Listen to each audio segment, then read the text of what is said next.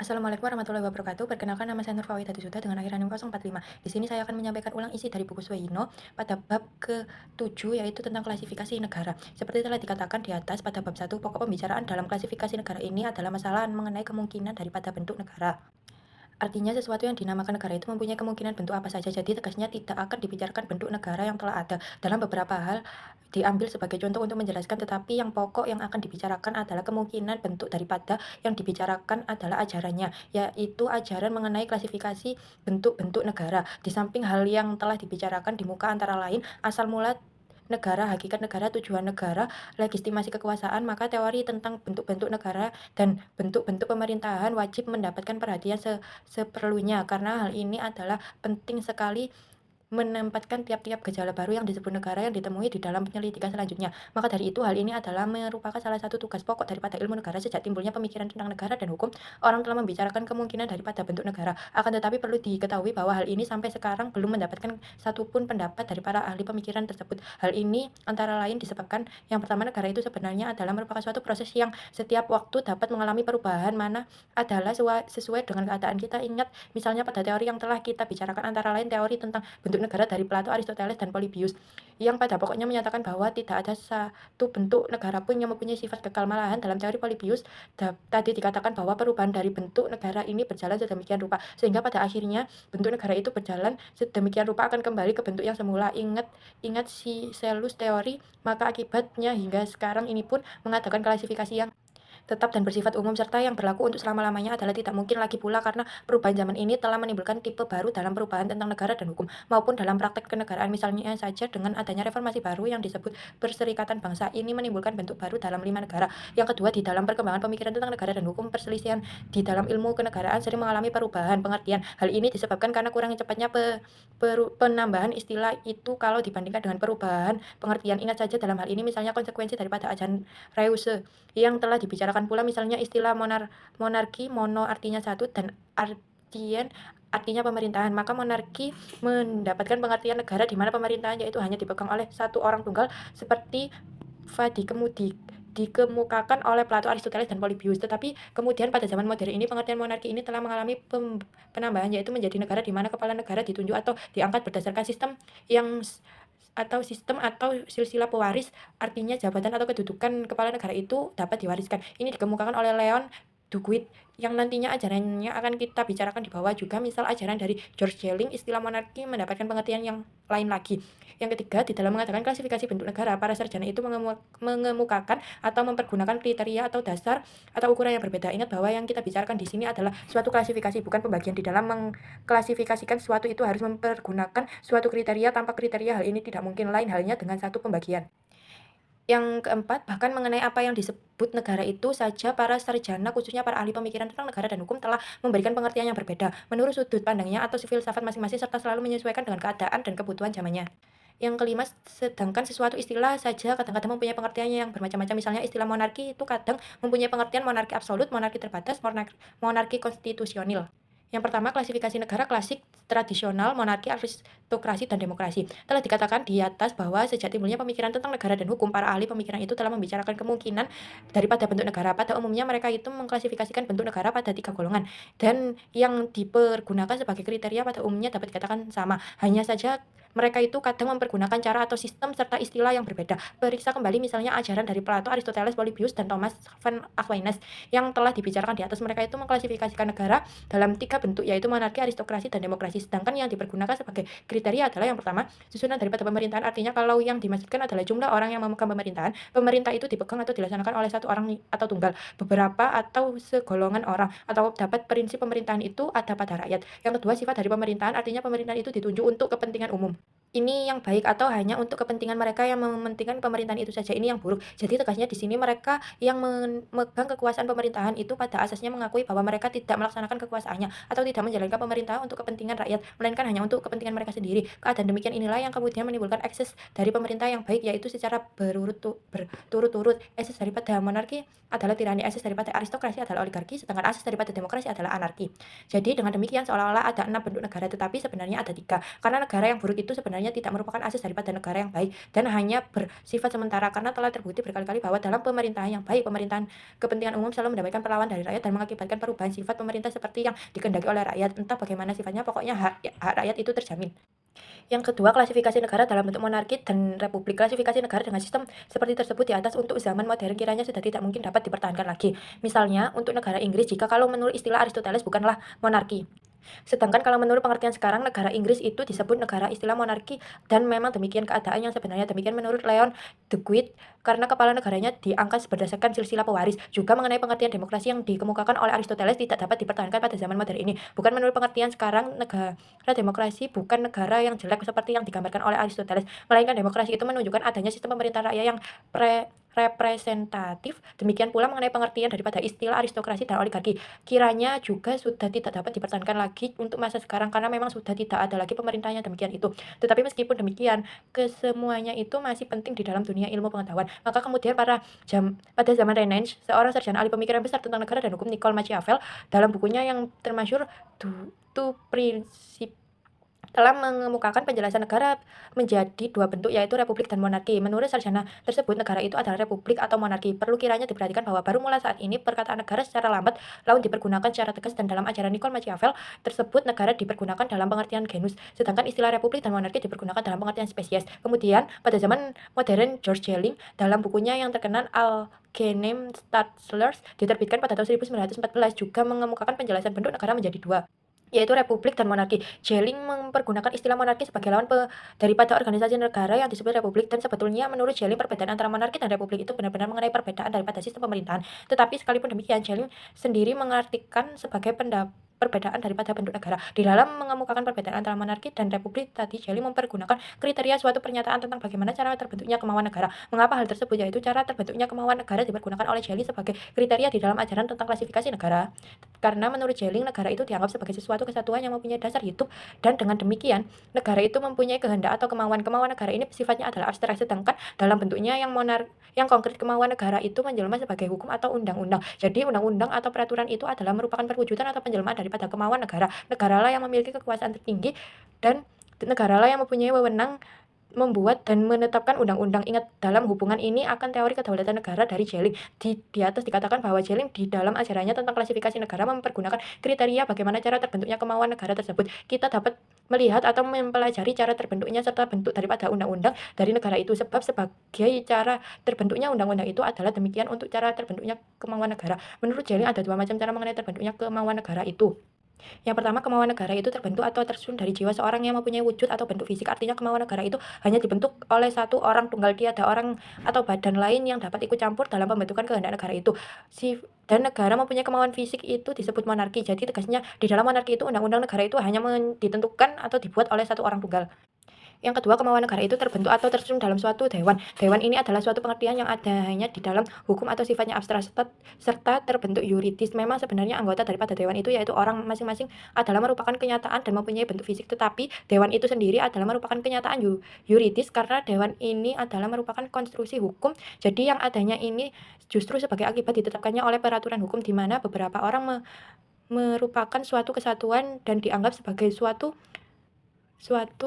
person. Kehendak negara yang terbentuk atau tersusun secara demikian ini disebut kehendak atau kemauan yuridis, dan negara yang demikian kemauan yuridis ini disebut republik. Kemauan negara itu sendiri tidak dapat kita lihat karena sifat adanya abstrak. Maka kalau kita ingin mengetahui dengan cara bagaimana kemauan negara itu terbentuk, kita harus melihat atau mempelajari undang-undang negara itu sendiri, sebab seperti tadi telah dikatakan, undang-undang itu adalah merupakan penjelmaan atau bentuk konkret daripada kemauan negara. Oleh karena itu dapat dikatakan apabila dalam suatu negara itu undang-undang mempunyai hasil atau dari suatu orang yang tunggal saja, maka negara itu disebut monarki. Sedangkan sebaliknya, apabila undang-undang merupakan hasil karya daripada suatu dewan, negara itu disebut republik. Bagaimana konsekuensi daripada pendapat Jelling ini terhadap hukum kebiasaan? Menurut Jelling, kebiasaan itu hanya merupakan hukum apabila negara menghendaki dan menetapkan sebagai hukum sesuatu.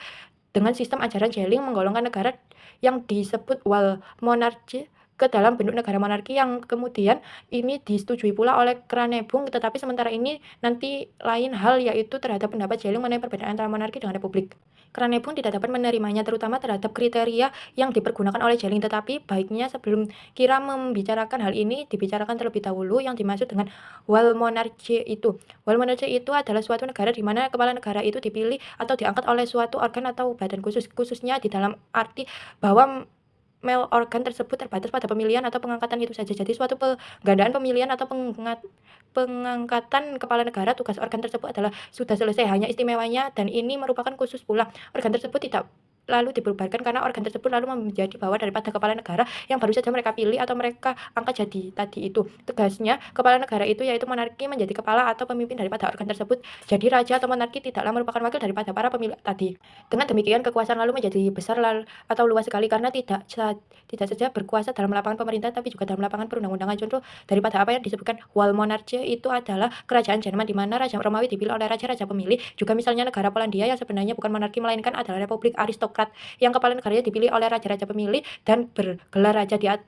Telah dikatakan bahwa Krane pun tidak dapat menerima ajaran atau pendapat Schelling mengenai perbedaan antara monarki dengan republik, dan ini terutama ditunjukkan terhadap kriteria yang dipergunakan oleh Schelling di dalam perbedaan tersebut karena di dalam ajaran itu ada kelemahan atau keberatannya. Kelemahan atau keberatan daripada pendapat Schelling ini antara lain ternyata bahwa setelah Schelling menetapkan kriteria seperti tersebut di atas, yaitu cara terbentuknya kemauan negara, maka adalah aneh sekali apabila Schelling menggolongkan negara Inggris ke dalam monarki. Sebab kalau Schelling konsekuen dengan teorinya, seharusnya ia menyebutkan negara Inggris dengan istilah republik atau dengan sendirinya juga memasukkan negara Inggris ke dalam golongan republik karena di Inggris pembentukan kemauan negara yang terwujud undang-undang itu tidak terjadi secara fisik. Artinya tidak hanya dibuat atau ditentukan oleh satu orang tunggal, tetapi terjadi secara yuridis, yaitu bahwa pembentukan undang-undang di Inggris dilakukan oleh King Parliament, oleh mahkota bersama dan parlemen, sedangkan yang dimaksudkan mahkota itu adalah raja dan para menterinya.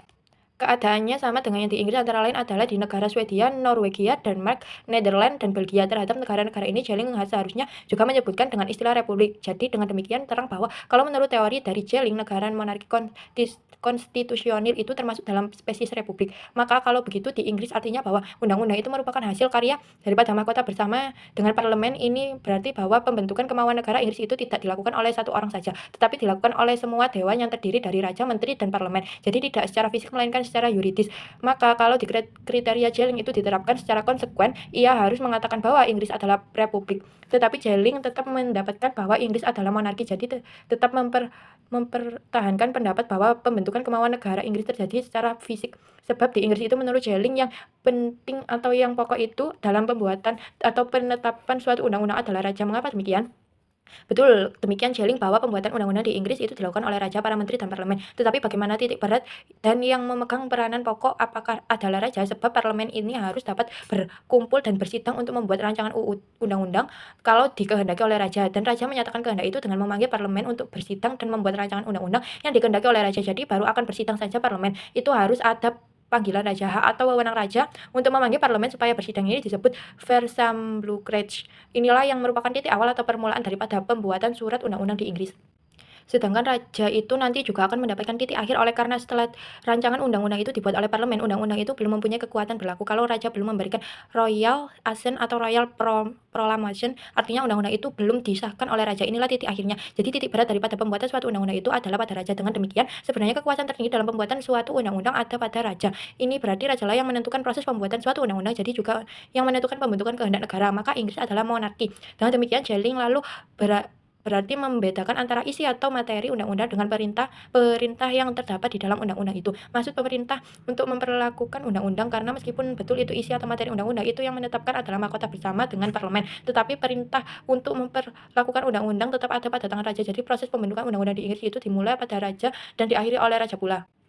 Kalau seandainya raja tidak mau berbuat demikian, artinya raja tidak mau mempergunakan Versammlungsrecht-nya, yaitu mengundang parlemen untuk bersidang, dan terlebih raja tidak dapat memberikan royal assent atau royal proclamation maka tidak ada suatu kekuasaan di dunia ini yang dapat memaksanya. Oleh karena itu dikatakan bahwa Inggris adalah tetap monarki, sebab undang-undangnya jadi berarti juga kehendak negara. Terjadi itu tersusun dan dalam fisik raja dan fisiknya demikian merupakan pendapat Schelling, tetapi terhadap pendapat Schelling ini Krane pun tidak dapat menerima dan mempertahankan keberatan yang telah diajukan dengan mengatakan bahwa kalau raja itu menjadi pusat pembentukan undang-undang, menjadi titik awal dan titik akhir pembentukan undang-undang, jadi merupakan faktor yang menentukan kalau begitu keadaan semestinya raja sendiri dapat membentuk undang-undang tanpa parlemen. Tetapi kenyataannya tidak demikian. Raja tidak dapat membuat undang-undang sendiri saja tanpa turut serta parlemen. Maka dengan suatu royal proclamation saja raja tidak dapat membuat atau memperlakukan undang-undang karena yang menentukan itu adalah raja bersama-sama menteri dan dan parlemen. Jadi yang menentukan ini bukan raja sendiri, maka kehendaknya yaitu yang berupa undang-undang bukan kehendak negara yang bersifat fisik, melainkan kehendak negara yang bersifat yuridis. Karena dalam pembentukan undang-undang itu, raja, menteri, dan parlemen bertindak bersama dan artinya ada persesuaian kehendak dan merupakan suatu dewan.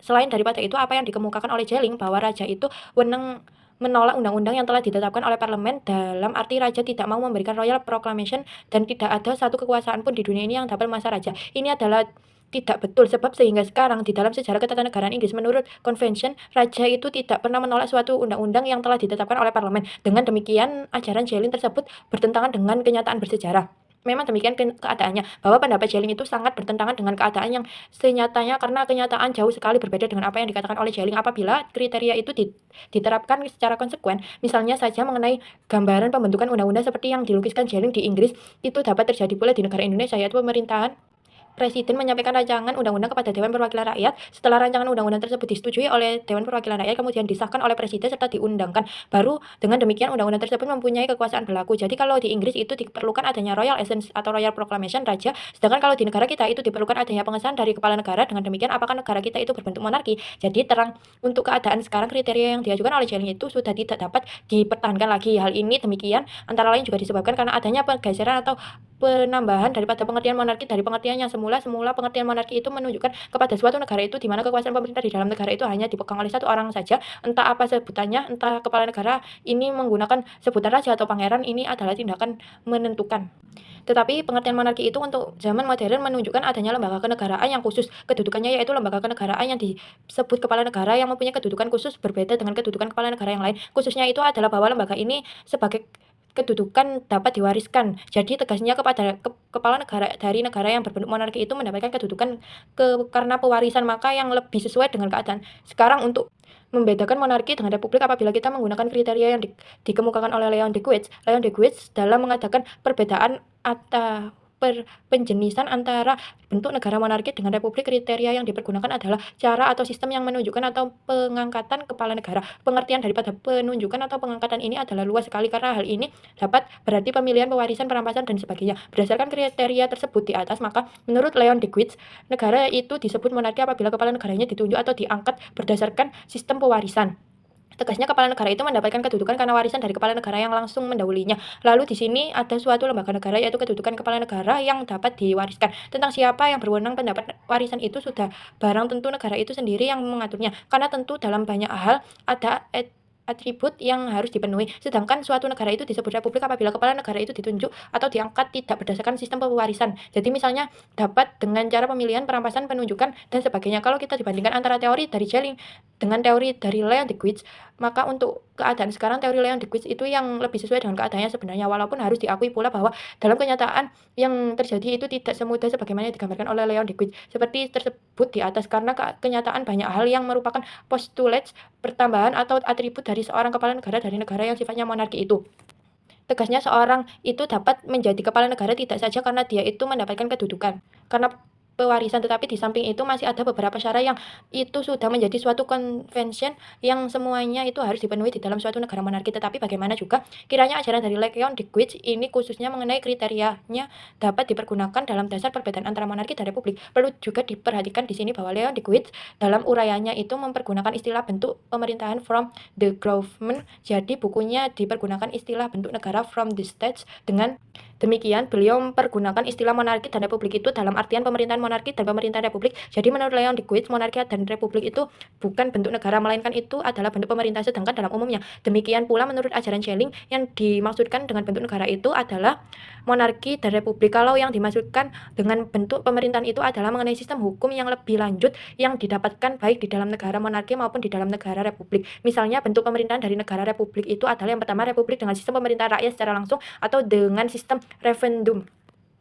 Yang kedua, republik dengan sistem pemerintahan perwakilan rakyat atau dengan sistem parlementer. Yang ketiga, republik dengan sistem pemisahan kekuasaan atau dengan sistem presidensial. Sedangkan bentuk-bentuk atau sistem pemerintahan daripada negara yang berbentuk monarki adalah yang pertama, monarki dengan sistem pemerintahan absolutisme, kedua, monarki terbatas, ketiga, monarki konstitusional. Lalu apa yang harus Lalu apa sekarang yang dimaksud oleh Leo Dewey dengan bentuk negara itu? Yang dimaksud dengan itu adalah yang pertama negara kesatuan, kedua negara serikat, ketiga negara perserikatan negara-negara. Di atas telah diuraikan ajaran dua sarjana George Schelling dan Leon Dewey yang masing-masing telah mengemukakan perbedaan antara republik dan monarki. Menurut sistem masing-masing yang berbeda itu pada ajaran Schelling tentang masuknya dengan tegas ke dalam golongan monarki negara di mana raja atau kepala negara dipilih yang kemudian disebut wall monarchs. Tetapi pada ajaran Landgrave, negara itu di mana raja atau kepala negara diangkat dengan sistem pemilihan bukanlah monarki daripada keadaan negara tersebut adalah terang suatu kerajaan seperti kerajaan Jerman terhadap negara tersebut kiranya Landgrave ragu-ragu menyebutkan dengan pasti suatu negara republik, maka disebutlah republik aristokrat yang kepala negaranya bergelar raja.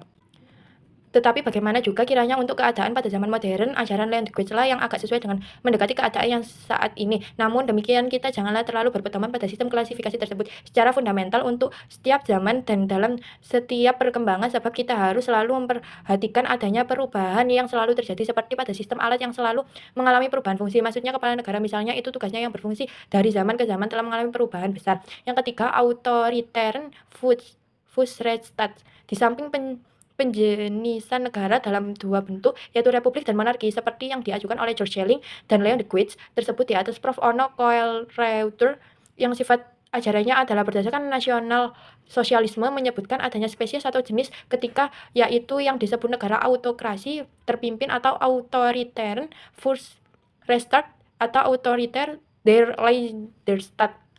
Dalam permulaan uraiannya ia menyebutkan adanya bentuk republik dan monarki. Dan untuk ini ia agak condong kepada ajaran dari Leon Dewey dan dalam pada itu ia mengatakan bahwa sebagai kesimpulan bahwa baik dalam bentuk republik maupun monarki dikuasai oleh suatu asas yaitu bahwa sifat hakikat daripada monarki terletak pada negara yang diperintah oleh suatu dinasti. Jadi dengan sendirinya menunjuk dan mengangkat kepala negara memakai silsilah atau sistem pewarisan turun-temurun, maka dari itu monarki dikuasai oleh asas ketidakpastian dalam arti bahwa yang dapat dan berhak menduduki jabatan kepala negara itu hanya keluarga dari satu keturunan raja. Sedangkan pada negara republik dikuasai oleh asas kesamaan sebab penunjukan atau pengangkatan kepala negara di sini tidak dipergunakan akan sistem atau silsilah pewarisan. Ini berarti bahwa pada asas setiap orang berhak menduduki jabatan kepala negara. Kemudian sekarang apakah yang disebut negara authoritarian Start itu? Ini adalah suatu negara yang dipimpin oleh kekuasaan negara yang berdasarkan atas pandangan otoriter negara. Jadi dalam negara ini juga sedikit banyak dikuasai oleh asas ketidakpastian, tetapi di samping itu juga dikuasai oleh asas kesamaan. Oleh karena yang dapat memegang kekuasaan pemerintah negara itu bukan hanya orang-orang dari satu dinasti saja. Jadi kiranya dapat dikatakan bahwa negara itu merupakan bentuk campuran antara monarki dan republik dan mempunyai sifat monarki dan republik dikatakan mempunyai sifat monarki dan dalam arti bahwa negara authoritarian Freistaat ini juga dikuasai oleh asas ketidakpastian. Hanya saja berbeda bahwa asas ketidakpastian dalam negara otoriter Freistaat ini dimaksudkan ialah bahwa petunjuk atau pengangkatan kepala negaranya tidak memakai asas seperti yang dikatakan dipakai dalam pengangkatan atau penunjukan kepala negara pada negara republik. Sedangkan di samping itu dikatakan juga mempunyai sifat republik dalam arti bahwa negara authoritarian Freistaat ini juga dikuasai oleh asas kesamaan. Hanya saja berbeda bahwa asas kesamaan dalam negara otoriter Freistaat ini dimaksudkan ialah bahwa petunjuk atau pengangkatan kepala negara itu tidak memakai asas seperti yang biasanya dipakai dalam petunjukan atau pengangkatan kepala negara pada negara monarki. Jadi sekali lagi penunjukan atau pengangkatan kepala negara Authoritarian Freistaat ini tidak sama sekali menunjukkan atau pengangkatan kepala negara pada negara monarki maupun pada negara republik, melainkan berdasarkan pada pandangan otoriter negara, berdasarkan pada kemampuan pemerintah serta kemampuan menguasai rakyatnya.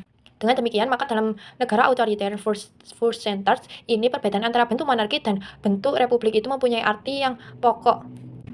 Dalam arti bahwa asas ketidaksamaan mempunyai asas kesamaan disampingkan jauh-jauh. Lalu kalau demikian memakai asas apakah atau memakai sistem apakah dalam penunjukan atau pengangkatan kepala negara itu? Kiranya otokoliter dalam pengangkatan kepala negara itu. Masalah ini tidak memberikan penjelasan secara tegas juga dasar kekuasaan daripada negara ini. Dalam hal ini Otokoliter hanya menunjukkan Adolf Hitler dalam bukunya Mein Kampf, yaitu yang antara lain Adolf Hitler mengatakan bahwa tujuan negara nasional sosialis tidak terletak dalam mendirikan monarki atau menegakkan republik, melainkan dalam menciptakan negara Jerman. Tetapi meskipun demikian, dengan keterangan ini belum membuat keterang masalahnya karena tidak dikatakan pembentukan negara Jerman yang mana yang dimaksud itu. Sedangkan dulu ada pembentukan negara Jerman. Kalau toh yang dimaksud itu adalah negara Jerman pada zaman Hitler sendiri pada waktu itu akhirnya memilih semacam plebiscit sebagai cara atau sistem penunjukan atau pengangkatan kepala negara suatu sesudah menjatuhkan kepala negara yang lama yaitu Hildebrand dalam suatu job.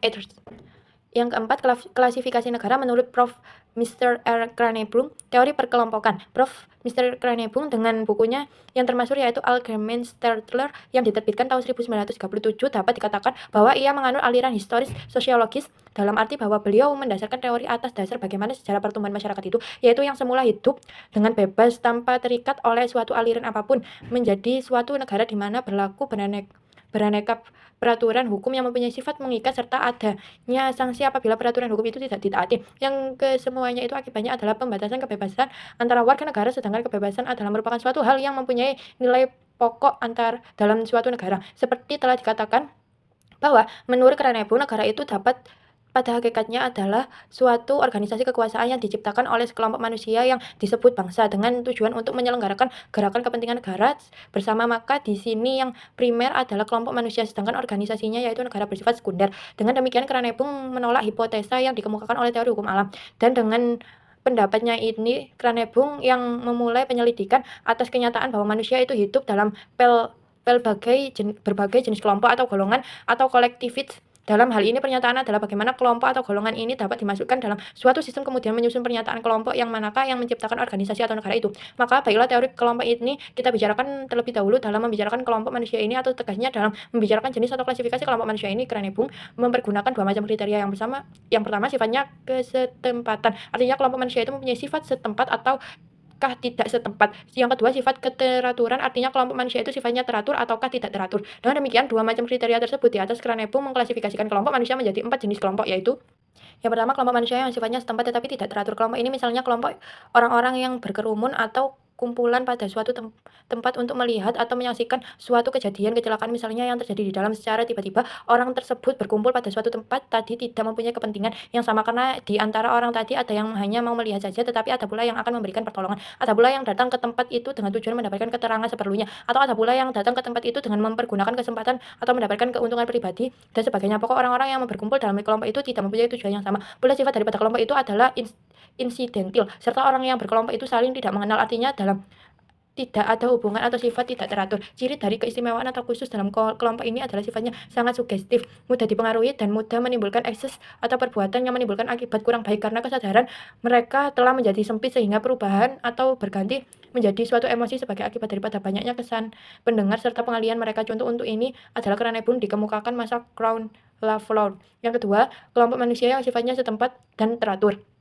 Ini adalah kelompok orang yang berkumpul pada suatu tempat dan yang mempunyai tujuan yang sama, dan tujuan ini hanya dapat dicapai kalau mereka itu berkelompok tersebut sifatnya teratur. Contoh daripada kelompok ini misalnya para mahasiswa yang sedang mengikuti kuliah penonton mempertunjukkan dalam sebuah gedung suatu rapat yang sebagainya. Jadi pada kelompok ini ada unsur baru yaitu kesadaran dan teratur yang ditimbulkan karena adanya tujuan yang sama yang mereka terima dalam radar, karena tanpa adanya sifat setempat dan teratur tujuan mereka tidak akan dapat tercapai. Yang ketiga, kelompok manusia yang sifatnya tidak setempat dan tidak teratur. Timbulnya kelompok ini karena adanya persamaan yang bersifat objektif. Contohnya daripada kelompok ini misalnya para mahasiswa, para petani, para pedagang, dan yang semuanya itu apabila tidak terikat oleh suatu perkumpulan atau organisasi. Mereka ini merupakan suatu kelompok karena mempunyai persamaan yang sifatnya objektif atau lahiriah, tetapi tentang keinsyafasnya atau kesadaran akan persamaan tersebut, misalnya persamaan kepentingan, nasib, tujuan, dan sebagainya adalah kesemuanya bersifat objektif atau lahiriah. Tadi belum tentu kalau sama. Kelompok ini disebut juga kelompok objektif. Persamaan yang sifatnya objektif ini mudah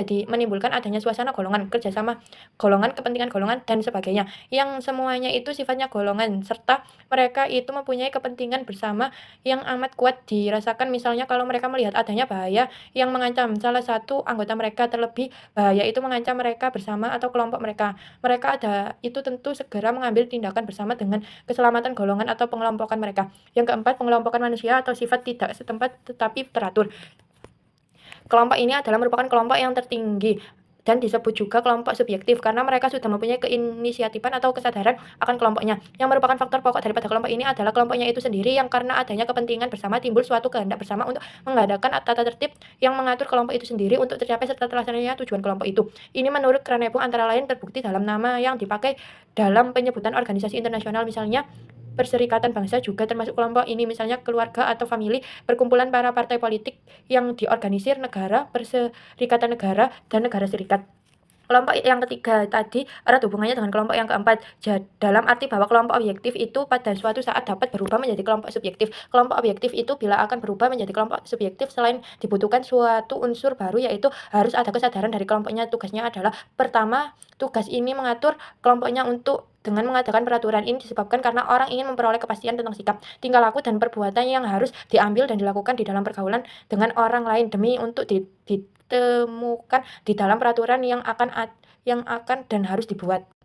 Jadi pokok pertama di dalam kelompok keempat adanya tugas atau fungsi membuat peraturan, dan kalau ada tugas atau fungsi maka juga harus ada petugas atau fungsionarisnya. Jadi harus ada petugas yang tugasnya itu membuat peraturan untuk mengatur kehidupan bersama di dalam kelompok tersebut agar tujuan daripada kelompok tersebut dapat tercapai dan terlaksana. Lalu siapakah petugas yang diserahkan tugas ini? Tugas tersebut diserahkan kepada petugas yang disebut badan pembuatan peraturan. Apa artinya peraturan umum? Peraturan umum adalah peraturan yang dibuat oleh badan atau pejabat yang berwenang dengan sifat khususnya. Kekuasaannya itu adalah umum, artinya kekuasaannya itu meliputi seluruh wilayah negara. Lalu siapakah petugas yang diserahkan tugas ini? Tugas tersebut diserahkan kepada petugas yang disebut.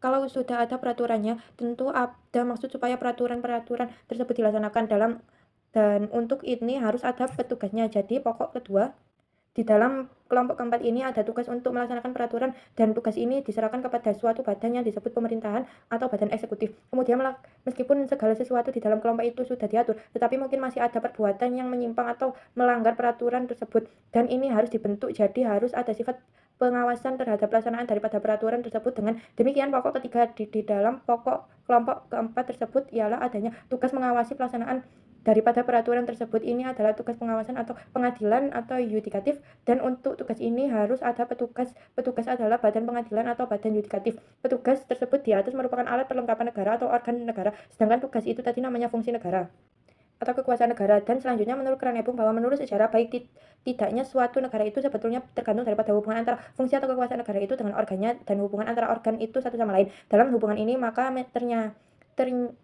ternyatalah dapat dibenarkan adanya pendapat dari sementara sarjana yang menyatakan bahwa apabila ketika fungsi negara itu dipusatkan dalam satu tangan atau satu organ, akan menyebabkan organ lain menjadi maha kuasa dan dapat menyalahgunakan kekuasaan. Oleh karena organ itu membuat peraturan sendiri dan melaksanakan peraturan tersebut merupakan penafsiran sendiri, serta organ ini sendiri yang mengawasi pelaksanaannya dan mengadili, maka dari itu fungsi-fungsi negara tersebut harus didistribusikan.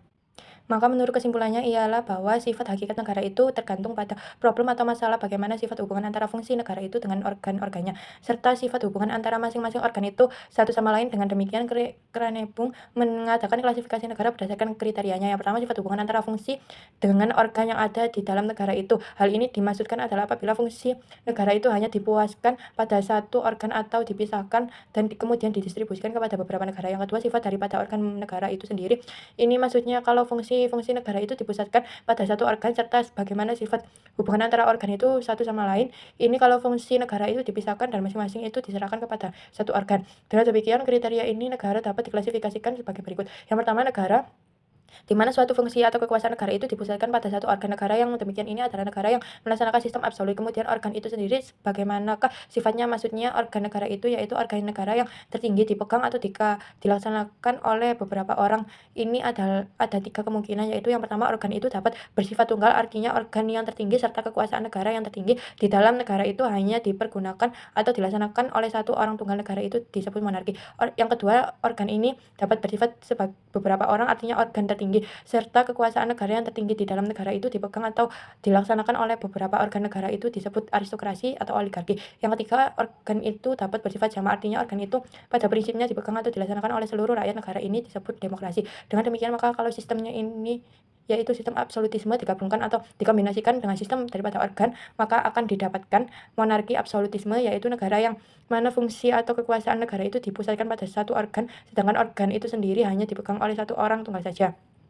Yang kedua, aristokrasi atau oligarki absolut, yaitu negara yang dimana fungsi atau kekuasaan negara dipusatkan pada satu organ, sedangkan organ itu sendiri dipegang oleh beberapa orang.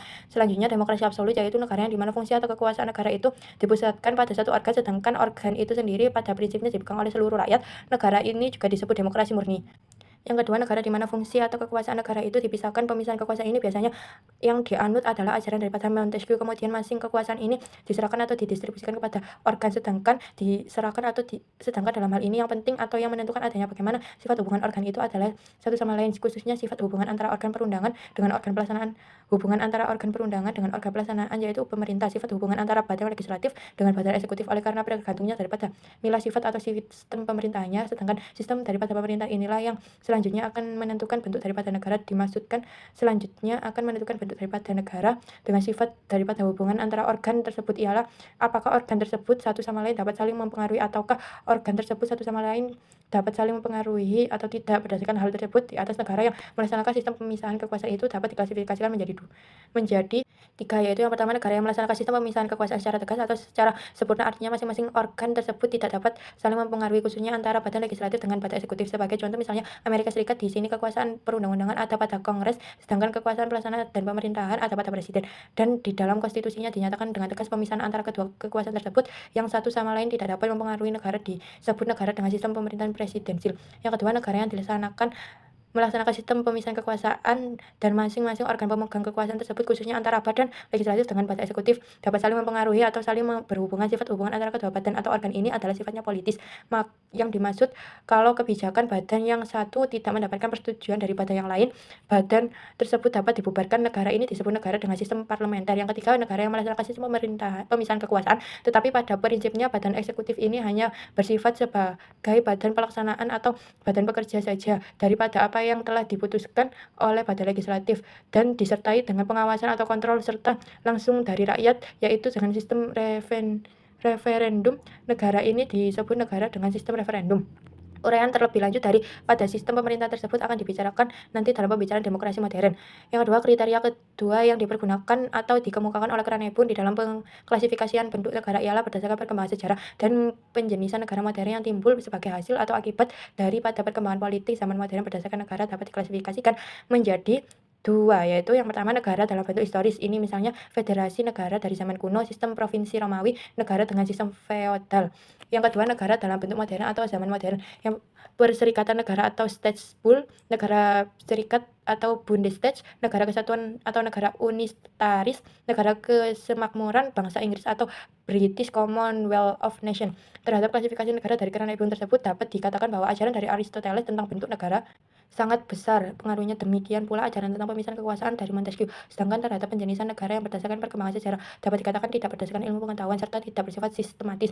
Oleh karena dalam hal ini Kranebun kurang jelas mengatakan bentuk negara modern dan yang mana pulakah yang merupakan hasil dari pada perkembangan sejarah serta politik pada zaman modern ini. Dalam uraian di atas telah tersinggung pula ajaran tentang pemisahan kekuasaan dari Montesquieu. Ajaran dalam banyak hal yang dipengaruhi oleh ajaran pembagian kekuasaan dari John Locke, hanya oleh karena keadilan serta susunan negara pada waktu kehidupan John Locke berbeda sekali dengan zamannya Montesquieu hidup, maka ajaran sedikit berbeda. Namun demikian dapat dikatakan bahwa ajaran Montesquieu dalam banyak hal bersifat menyempurnakan ajaran John Locke. John Locke ini pun sebenarnya bukanlah sarjana yang pertama-tama mengemukakan ajaran tentang pemisahan kekuasaan, oleh karena soal pemisahan kekuasaan ini telah lama dikemukakan oleh seorang sarjana Yunani yaitu Aristoteles, yang kemudian ajaran ini mendapatkan nama Trias Politica dari Immanuel Kant.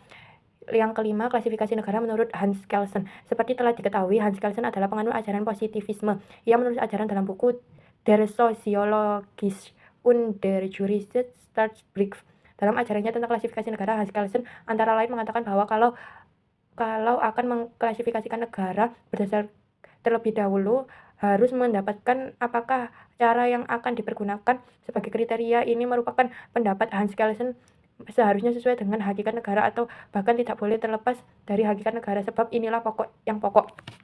Maka dari itu, pertama-tama dalam hal ini kita harus mengetahui terlebih dahulu apakah hakikat negara itu adalah hakikat negara yang menimbulkan akibat tertentu terhadap para warga negara. Inilah yang dipergunakan sebagai kriteria di dalam mengklasifikasikan negara. Menurut ajaran Hans Kelsen, negara itu pada hakikatnya adalah merupakan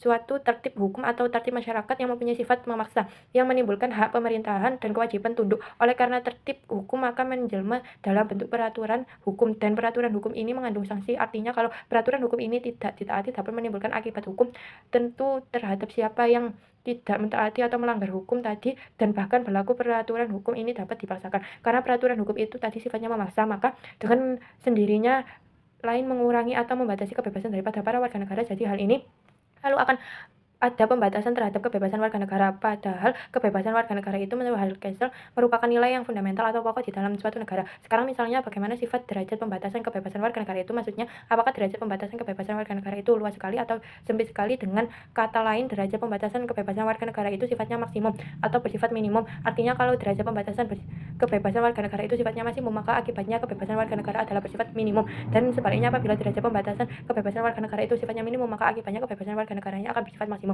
Soal sekarang ialah apakah yang menentukan sifat derajat pembatasan kebebasan warga negara itu menurut Hal-Kessel. Sifat kebebasan warga negara itu ditentukan oleh dua hal, yaitu yang pertama, sifat mengikatnya peraturan hukum yang dibuat atau dikeluarkan oleh penguasa yang berwenang. Yang kedua, sifat keleluasan penguasa atau pemerintah dalam mencampuri atau mengatur peri kehidupan daripada warga negaranya. Inilah yang kemudian dipakai sebagai kriteria oleh Hans Kelsen di dalam mengklasifikasikan negara, dan berdasarkan kriteria tersebut negara dapat diklasifikasikan menjadi yang pertama, dengan kriteria yang pertama, yaitu sifat mengikat peraturan hukum yang dibuat atau dikeluarkan oleh penguasa yang berwenang. Berdasarkan ini, maka yang pertama, pada asas peraturan hukum yang dikeluarkan oleh penguasa yang berwenang itu hanya mengikat atau berlaku terhadap rakyat dan warga negara saja. Jadi tidak berlaku atau mengikat penguasa yang membuat dan mengeluarkan peraturan hukum tersebut. Maka apabila dalam suatu negara ini si pembuat peraturan hukum itu tidak dikenai atau tidak terikat oleh peraturan hukum yang dibuat itu, jadi hanya mengikat. Yang kedua, pada asas peraturan hukum yang dikeluarkan oleh penguasa yang berwenang itu kecuali mengikat warga negara atau rakyatnya, juga mengikat si pembuat peraturan hukum itu sendiri. Maka dalam hal ini terdapat adanya suatu kesamaan antara isi penguasa dengan warga negaranya. Jadi seakan-akan peraturan hukum yang berlaku itu berasal dari kemauan sendiri, sifatnya lalu autonom. Maka akibatnya adalah di penguasa itu lalu mempunyai kecenderungan untuk membuat dan mengeluarkan peraturan hukum sesedikit mungkin. Konsekuensi daripada ini adalah bahwa derajat pembatasan kebebasan daripada warga negaranya bersifat minimum, sedangkan kebebasan daripada warga negaranya bersifat maksimum. Negara yang demikian ini oleh Hans Kelsen dikatakan negara yang memakai sistem autonom dan negara yang disebut dengan autonom. Yang kedua, negara kriteria yang kedua yaitu sifatnya keleluasaan penguasa atau pemerintahan dalam mencampuri atau mengatur kehidupan daripada warga negaranya. Berdasarkan ini, maka yang pertama, pada asas penguasa atau negara mempunyai kekuasaan untuk mencampuri atau mengatur segala segi kehidupan daripada para warga negara. Jadi terhadap segala sesuatu penguasa atau negara berhak mengatur. Akibat ialah bahwa penguasa lalu mempunyai kecenderungan mengeluarkan peraturan hukum sebanyak mungkin untuk mengatur segala segi peri kehidupan para warga negaranya. Konsekuensi daripada ini adalah bahwa derajat pembatasan kebebasan pribadi warga negara bersifat maksimum, sedangkan kebebasan pribadi warga negara bersifat minimum. Negara yang demikian oleh Hans Kelsen disebut negara totaliter atau etatitis. Yang kedua, pada asas penguasa dan negara hanya dapat mencampuri atau mengatur perihal kehidupan daripada warga negara yang pokok saja, yang menyangkut kehidupan warga negara secara keseluruhan, sedangkan hal misalnya mengatur diserahkannya kepada para warga negara itu sendiri. Maka akibat ialah bahwa derajat pembatasan kebebasan pribadi warga negara bersifat minimum, sedangkan kebebasan pribadi warga negaranya bersifat maksimum. Oleh karena hal ini, isi penguasa itu hanya mempunyai kecenderungan untuk mengeluarkan peraturan hukum sedikit, sebab yang disertakan pengaturannya, sebab penguasa hanyalah soal-soal pokoknya saja, sedangkan selebihnya peraturan diserahkan kepada masing-masing warga negara itu sendiri. Negara yang melaksanakan sistem ini oleh Hal-Kelsen disebut negara liberal. Setelah kita pelajari klasifikasi negara yang dikemukakan oleh Hans Kelsen, maka dapat ditarik suatu kesimpulan bahwa pada umumnya negara yang memakai sistem autonomi yaitu negara di mana si penguasa yang berbuat itu mengeluarkan peraturan hukum itu terikat atau terkena juga oleh peraturan hukum yang dibuatnya adalah kecenderungan untuk merubah sistemnya itu ke arah sistem liberalisme, sebab orang itu tidak begitu senang kalau sangat terikat atau berkebebasan dengan sangat dibatasi. Mengapa? Dengan pada kecenderungan yang merubah sistemnya tersebut, karena dalam kedua negara tersebut dapat dikatakan bahwa asas yang dipakai adalah sama, gejalanya pun sama. Sebaliknya, pada negara yang memakai sistem atau kelas heteronomi, sebaliknya, pada negara yang memakai sistem atau alas heteronomi yang kecenderungan untuk berubah ke arah negara totaliter. Mengapa demikian? Tidak lain asas yang dipakai dapat dikatakan ada persamaan, gejalanya pun demikian pula ada persamaannya, dan pada negara ini ada kemungkinan bahwa kekuasaan penguasa itu sifatnya absolut. Kalau kita bandingkan ajaran klasifikasi negara dari Hans Kelsen tersebut di atas dengan ajaran dari Aristoteles dan Epicurus mengenai sifat susunan negara atau masyarakat, maka dapat dikatakan bahwa di situ pihak klasifikasi negara Hans Kelsen yaitu negara heteronom dan negara totaliter mempunyai persamaan ajaran Aristoteles mengenai sifat bersusunan negara atau masyarakat, yaitu yang menyatakan bahwa negara itu pada hakikatnya adalah merupakan suatu organisme. Sedangkan di pihak lain klasifikasi negara Hans Kelsen yaitu negara autonom dan liberal mempunyai persamaan dengan ajaran Epicurus mengenai sifat susunan daripada negara atau sifatnya, yaitu yang menyatakan bahwa susunan negara atau negara bersifat otonomis. Tetapi meskipun demikian, jangan sekali-kali mencampur adukan ajaran tersebut, karena ajaran tersebut masing-masing mengenai segi yang berlainan walaupun ada hubungannya satu sama lain, serta pula yang satu mempunyai kecenderungan untuk berubah ke arah yang lain. Misalnya susunan masyarakat yang sifatnya organis seperti faham Aristoteles lambat laun dapat berubah menjadi negara totaliter, ataupun juga susunan masyarakat yang sifatnya atomistis dari faham Epicurus dapat berubah menjadi negara liberal. Tegasnya adalah sebagai berikut, bahwa organisme sebagai lawannya adalah atomisme.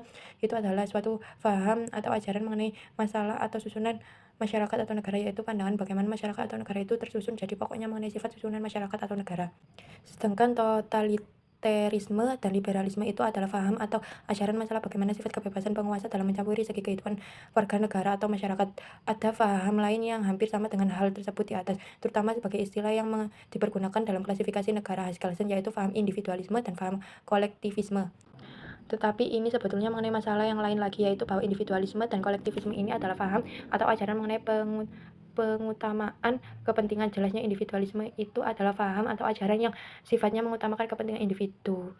Jadi kepentingan individu ini yang primer bila dibandingkan dengan kepentingan umum atau masyarakat yang sifatnya sekunder. Sedangkan kolektivisme adalah paham atau ajaran yang sifatnya mengutamakan kepentingan umum atau masyarakat keseluruhan. Jadi yang primer di sini adalah kepentingan umum atau masyarakat, sedangkan kepentingan individu adalah bersifat sekunder. Tetapi jangan dilupakan bahwa masing-masing itu mempunyai hubungan yang erat, karena memang prinsip dari adalah dapat dikatakan sama. Konsekuensi ialah bahwa yang satu dapat meleburkan diri atau berubah ke arah yang lain. Kembalinya ke ajaran klasifikasi negara, menurut Hans Kelsen tadi di atas dikatakan bahwa menurut Hans Kelsen ada 4 jenis negara, yaitu heteronom, autonom, totaliter, dan liberal.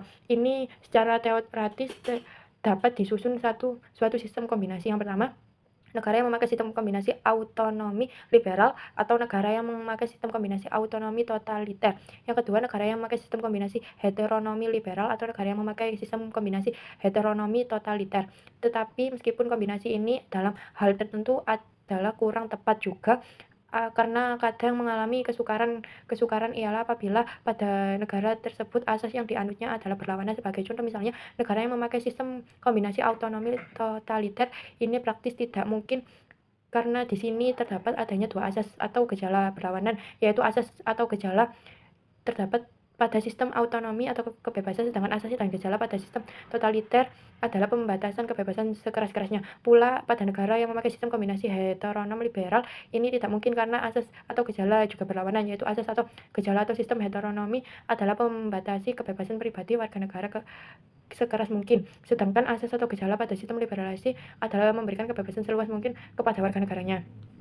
Sedangkan sistem kombinasi lainnya secara teoritis mendapatkan kita pikirkan, yaitu bahwa negara autonom mempunyai kecenderungan untuk berubah ke arah negara liberal. Jadi sistem kombinasi autonom liberal adalah mungkin dapat terjadi karena memang asas atau gejalanya adalah sama, yaitu derajat pembebasan kebebasan pribadi negara bersifat minimum, yaitu dengan demikian memberikan kebebasan kepada para warga negara secara maksimum.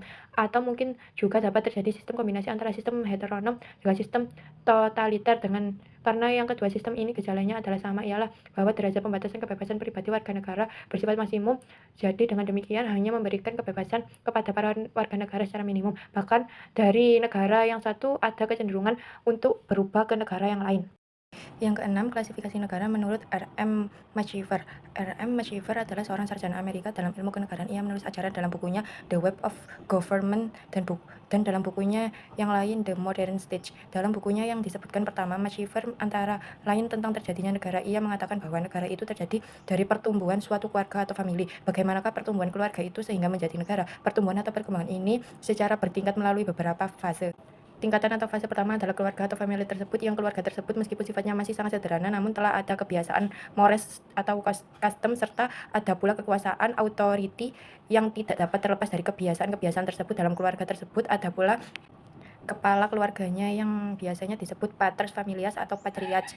Fase atau tingkatan selanjutnya adalah bahwa familia atau keluarga itu berkembang menjadi besar dan disebut klan yang dikepalai oleh seorang primus inter pares. Primus inter pares ini lama-kelamaan menjadi pemimpin sungguh-sungguh dari klan tersebut, serta mempunyai kekuasaan yang nyata dan tidak mengherankan kalau beliau ini kemudian menunjuk keturunannya untuk menggantikan memegang kekuasaan. Maka dengan demikian lalu umbullah sistem jabatan yang sifatnya turun-temurun, dan akibatnya keluarga pemimpin ini lalu menjadi keluarga yang memimpin atau memerintah, yaitu tegasnya menjadi ruling family. Jadi akhirnya didapatkan suatu jabatan yang sifatnya turun-temurun yang disebut raja. Dalam pertumbuhan serta perkembangan dari family sehingga menjadi negara, disinilah peranan tidak boleh dilupakan.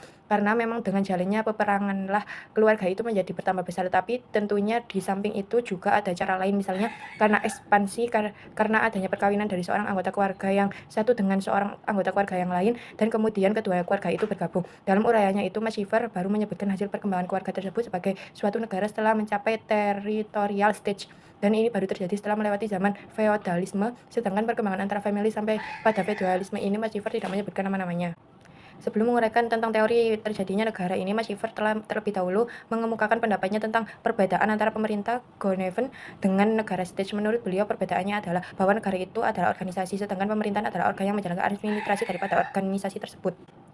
Memang para sarjana zaman dahulu kuno itu agak kurang memperhatikan perbedaan antara negara dengan pemerintahan. Bahkan kadang kedua pengertian tersebut dikacaukan dengan pengertian masyarakat. Maciver sendiri kiranya juga demikian. Ini terbukti dalam uraian mengenai klasifikasi negara. Dalam hal ini, ia menyebutkan dengan istilah bentuk pemerintahan, the form of government. Lihat bukunya tersebut di atas di Web of Government halaman 145-266.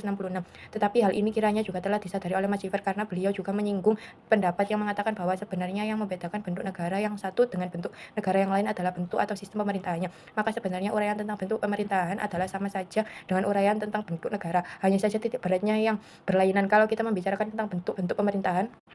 Selanjutnya, dalam uraian tentang bentuk pemerintah sesungguhnya yang dimaksud adalah uraian tentang bentuk-bentuk negara. Maciver mengatakan bahwa sebenarnya bentuk pemerintahan ini sangat sukar untuk diklasifikasikan. Hal ini disebabkan bahwa sistem pemerintahan yang pernah ada dalam sejarah ketatanegaraan itu tidaklah banyak yang dapat mempertahankan dirinya agak lama, karena sistem ini mestinya mendapatkan pengaruh dari kekuatan baru. Oleh karenanya secara cepat ataupun secara perlahan tentu mengalami perubahan akibatnya, meskipun namanya itu masih tetapi pengertiannya telah mengalami perubahan. Sebagai contoh, misalnya nama atau istilah demokrasi ini pengertian adalah berlainan sekali apabila kita dibandingkan pengertian demokrasi kuno, misalnya yang berkembang pada zaman Yunani kuno dengan pengertian demokrasi pada zaman modern. Jadi kesimpulannya, tidaklah ada satu bentuk pemerintahan pun yang dapat bertahan secara kekal, meskipun ada beberapa tipe bentuk pemerintahan yang utama yang kadang-kadang secara relatif dapat bertahan agak lama. Maciver mengemukakan adanya dua macam sistem klasifikasi negara, yaitu yang pertama a tripartite classification of states, yang kedua a bipartite classification of states. Triparticipation classification of states sudah sejak zaman dahulu telah menjadi suatu kebiasaan dari para sarjana untuk mengemukakan klasifikasi negara itu menjadi 3 macam bentuk sesuai dengan sistem atau bentuk pemerintahannya. Jadi yang dipergunakan sebagai dasar daripada klasifikasi negara itu adalah bentuk atau sistem pemerintahannya. Maka berdasarkan bentuk pemerintahan ini kemudian dikenal adanya pengelolaan atau penjenisan atau klasifikasi dari bentuk negara. Dari keterangan tersebut di atas menyatakan bahwa pengertian bentuk negara dengan bentuk pemerintahan, stage from dengan Regever from, the form of stage dengan the form of government itu dikacau dan malah kadang-kadang dianggap sama, padahal kedua pengertian tersebut sebenarnya adalah sangat berlainan tetapi mempunyai hubungan yang sangat erat sehingga mudah menimbulkan kecenderungan untuk menyamakannya. Demikian nanti di sini akan ternyata pula bahwa Maciver sendiri sering menyamakan pengertian bentuk negara dengan bentuk pemerintahan, karena dalam uraiannya tentang bentuk-bentuk pemerintahan sebenarnya yang dimaksudkan oleh Maciver adalah uraian tentang bentuk negara. Klasifikasi tentang bentuk negara dengan sistem yang pertama ini yaitu sistem Party classification disebut pula sistem tradisional classification, mempergunakan dasar atau kriteria suatu pernyataan siapakah yang memegang kekuasaan pemerintahan negara itu. Ini mempunyai dua macam maksud, yaitu yang pertama, beberapa orang yang memegang kekuasaan pemerintahan negara itu. Ini mempunyai 3 kemungkinan, yaitu bahwa kekuasaan pemerintahan negara itu mungkin dipegang oleh satu, beberapa, atau pada asasnya seluruh rakyat. Yang kedua, bagaimana sifat daripada pemerintahan itu. Ini maksudnya pemerintahan itu ditunjuk untuk memenuhi kepentingan umum. Ini yang baik atau hanya ditunjukkan untuk pemenuhan kepentingan daripada orang yang memegang kekuasaan pemerintahan negara itu saja. Ini sifatnya pemerintahannya jelek. Berdasarkan kriteria ini, maka sistem klasifikasi ini akan menghasilkan bentuk seperti yang pada umumnya telah dikemukakan oleh sarjana Yunani dan Romawi, antara lain Plato, Aristoteles, Polybius, dan Thomas Aquinas. Bagaimana pendapat Maciver terhadap klasifikasi negara yang memakai sistem ini? Terhadap hal ini, Maciver mengemukakan keberatannya atau kritik yang dianggap sebagai kelemahan daripada sistem tersebut sebagai berikut. Yang pertama, dasar kriteria daripada klasifikasi negara dengan sistem ini, tripartite classification, adalah perbedaan tentang bentuk pemerintahan, dan perbedaan ini tergantung daripada jawaban atas pertanyaan siapakah yang memegang kekuasaan pemerintahan tertinggi dalam negara itu. Berdasarkan pernyataan ini banyak jawaban yang tidak dapat dikemukakan dengan tepat. Seperti pernyataan siapakah yang memegang kekuasaan pemerintah tertinggi dalam negara itu, ini sebenarnya tidaklah berguna sebab dengan demikian maciver banyak orang atau seluruh rakyat itu tidak pernah dapat memerintah pun satu orang saja itu tidak pernah dapat memerintah. Karena yang sungguh-sungguh memegang kekuasaan pemerintah tertinggi adalah negara itu hanya beberapa orang. Pendapat maciver yang demikian ini telah dibuktikan dalam uraiannya. Periksa bukunya tersebut di atas, di mana ia mengatakan bahwa pemerintahan pada negara bukan primitif itu pasti selalu berada pada tangan ruling class.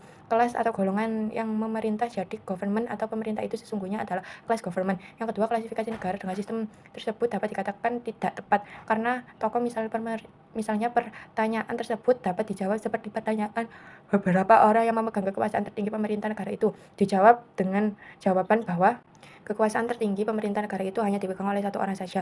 Ini sesungguhnya telah memuat atau terkandung di dalam bentuk pemerintahan yang sangat berbeda sekali sebab pemerintahan satu orang itu dapat meliputi monarki, ini pun banyak macamnya karena dapat absolut terbatas atau konstitusional, kadang dapat juga sebagai diktator ataupun tirani, sedangkan bentuk-bentuk ini sebenarnya tidak mungkin dapat digolongkan menjadi satu golongan. Di dalam mengklasifikasikan negara itu tidaklah cukup kalau hanya mempergunakan satu kriteria saja, misalnya hanya dengan kriteria siapa yang memegang kekuasaan pemerintah tertinggi dalam negara itu, ataupun tidak cukup kalau hanya berdasarkan konstitusinya saja seperti yang dipakai dalam sistem bipartite classification. Lihat di bawah, tetapi harus mempergunakan kriteria lebih daripada itu karena seperti negara feodal adalah lain sekali daripada negara kapitalis atau sosialis, meskipun kadang namanya atau istilah itu sama, misalnya republik.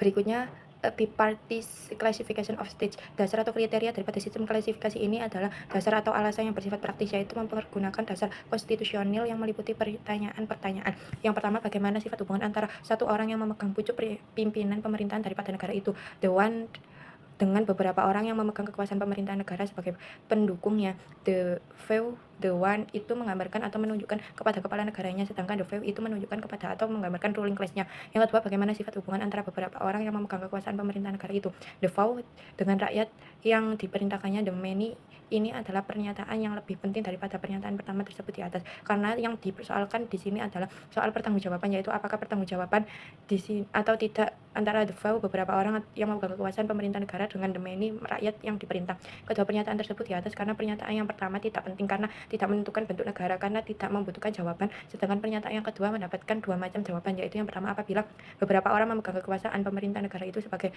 pendukung daripada satu orang yang memegang pucuk pemimpin pemerintahan negara atau the few, dengan rakyat yang diperintahnya yaitu the many. Jadi tegasnya bahwa antara beberapa orang yang merupakan ruling class dengan rakyat yang diperintah itu adalah hubungan mempertanggungjawabkan, maka negara tersebut adalah negara demokrasi.